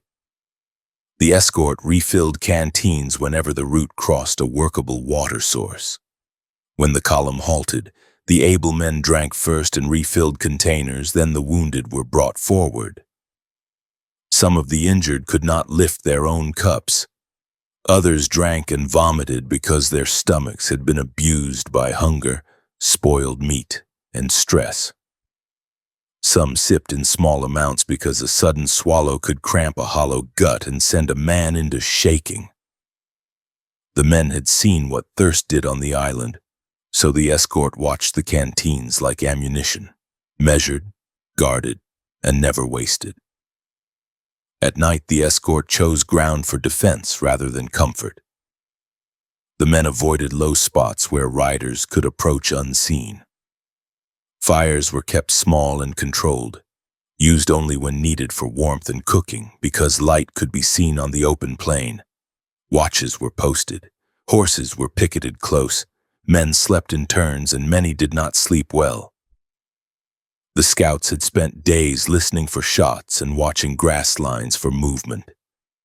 That habit did not stop simply because there was a trooper's horse line beside them. Every shadow in the grass still looked like a possible approach. Every distant call still made heads lift. The escort carried a second burden besides the wounded, the knowledge that sickness could finish what bullets had started. Wounds that had been wrapped in dirty cloth could swell and seep. Fever could rise without warning. Pain could break a man's will. The men had learned on the Sandbar that there were no easy cures. Relief brought food and medical attention, but it did not erase the fact that injuries had been untreated for days. The column moved as carefully as it could, but it could not eliminate the damage that had already been done. The convoy arrived at Fort Wallace on September 30th, 1868. The post did not need to look impressive to matter. It mattered because it held water, food, shelter, and a hospital, and because it marked a boundary that hostile riders had not crossed. The scouts came in dusty, exhausted, and thin. Clothing was torn and stiff with dried sweat. Hands were raw from digging and firing. Faces showed fatigue that did not lift when a man sat down. The garrison's reaction was practical. Men were guided toward the hospital. Supplies were brought forward. Officers needed reports, but first the wounded had to be kept alive. Inside the post hospital, the work became constant and close. Wounds were unwrapped and examined in better light than any man had seen on the island. Bandages that had been reused in the field were peeled away from swollen flesh. Dirty cloth stuck to skin and had to be loosened carefully. Infection had to be cut out when possible. Bullets that could be reached without tearing vital tissue were removed. Bone that could be aligned was aligned and splinted. Some injuries demanded decisions that were final. A limb that had been shattered, contaminated, and left to swell for days could poison the whole body. When a decision was made to amputate, it was done with the blunt understanding that losing the limb was the price of keeping the man alive. Not all of the wounded survived the aftermath. Lewis Farley had been wounded during the fight and died on September 26, 1868, after the amputation of his wounded leg before the survivors ever reached the fort. That death showed the siege had continued to take lives even after the relief. Walter Armstrong survived the battlefield and later died in a hospital. Thomas O'Donnell, wounded during the fight, lasted for weeks and then died in the Fort Wallace Post Hospital on November 18, 1868. Those later deaths mattered because they extended the cost beyond the last gunfire.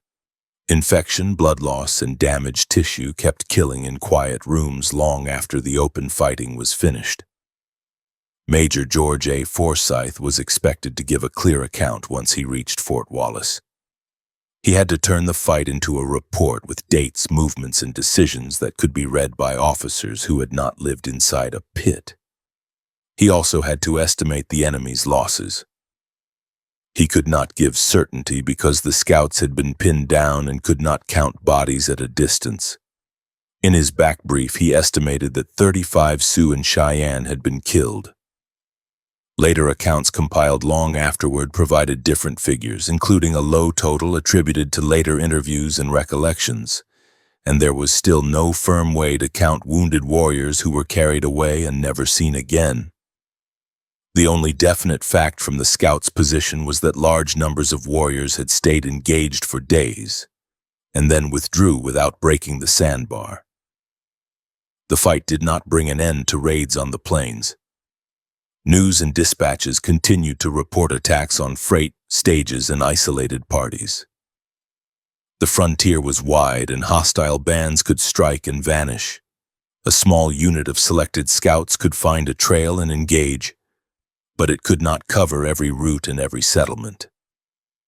The Beecher Island defense proved that repeating rifles and entrenchment could hold off mounted attacks and punish any force that tried to rush a tight position. It also proved that endurance alone did not solve the larger conflict.